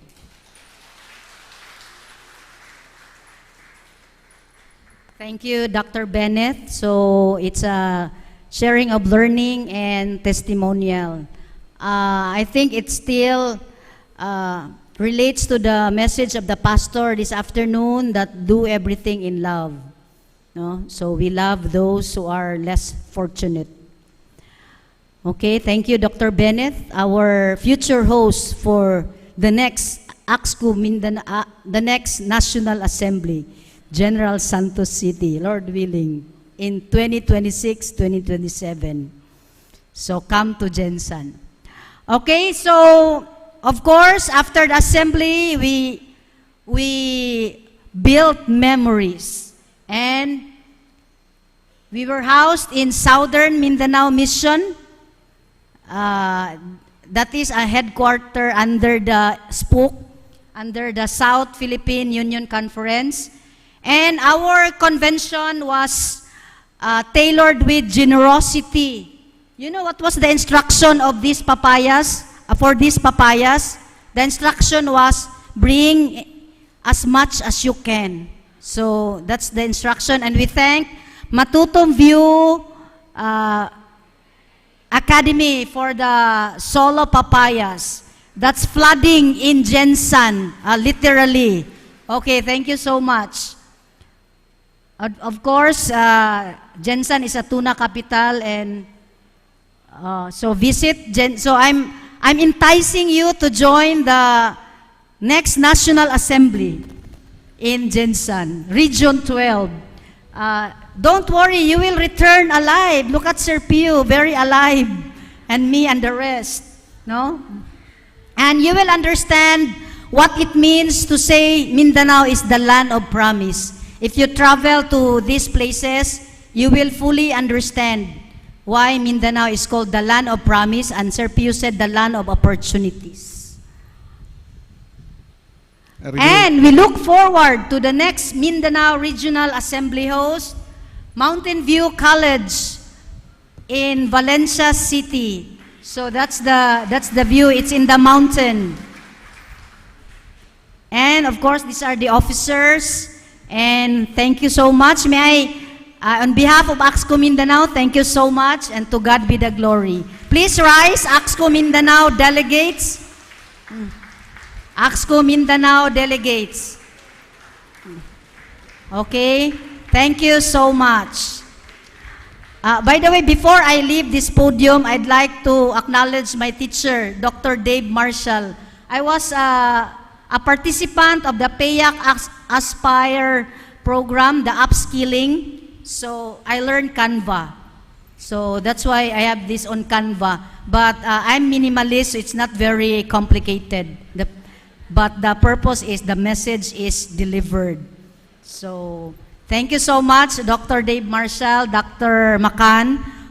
There were 5 in our school. I was not supposed to attend. Somebody backed out, so I got the slot to maximize. So thank you so much for ACSCU that we are able to learn many things due to the projects it has initiated. God bless everyone. Soli Deo Gloria.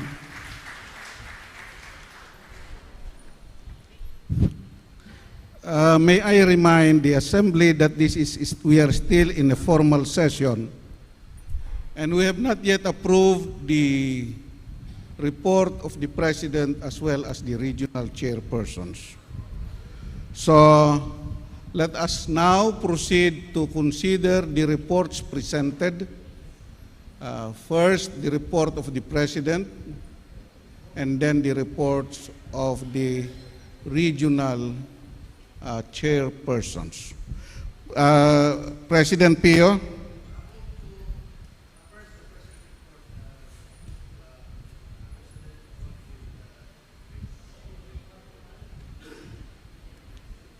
Thank you. Okay. It has been moved and seconded to accept, approve, accept the report of the President as presented. Seconded by Dr. Judy Gutang. Those who are in favor of the motion say aye. Those who are against say nay. The report is now before you. Are there any questions? Incidentally, since it is my report, may I request President Betty to preside. This is actually a done deal. The President's report has been accepted and approved by the body. So, Mr. President, we actually go to the next call for a motion to accept the report of the various regions. Is there a motion to approve the reports of the regional chairpersons? Yes, please. Okay, there's a motion to approve the reports of the regional chairpersons. Do I hear a second? Okay, a number are seconding the motion. Those who are in favor, will you please stand?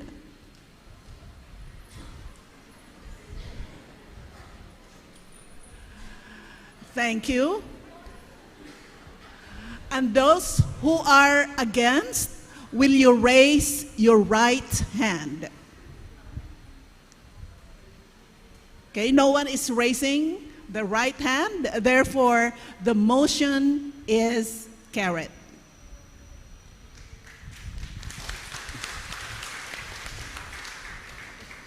The President's report raised a lot of matters. May I request that an action be taken to refer these matters to the board for further implementation?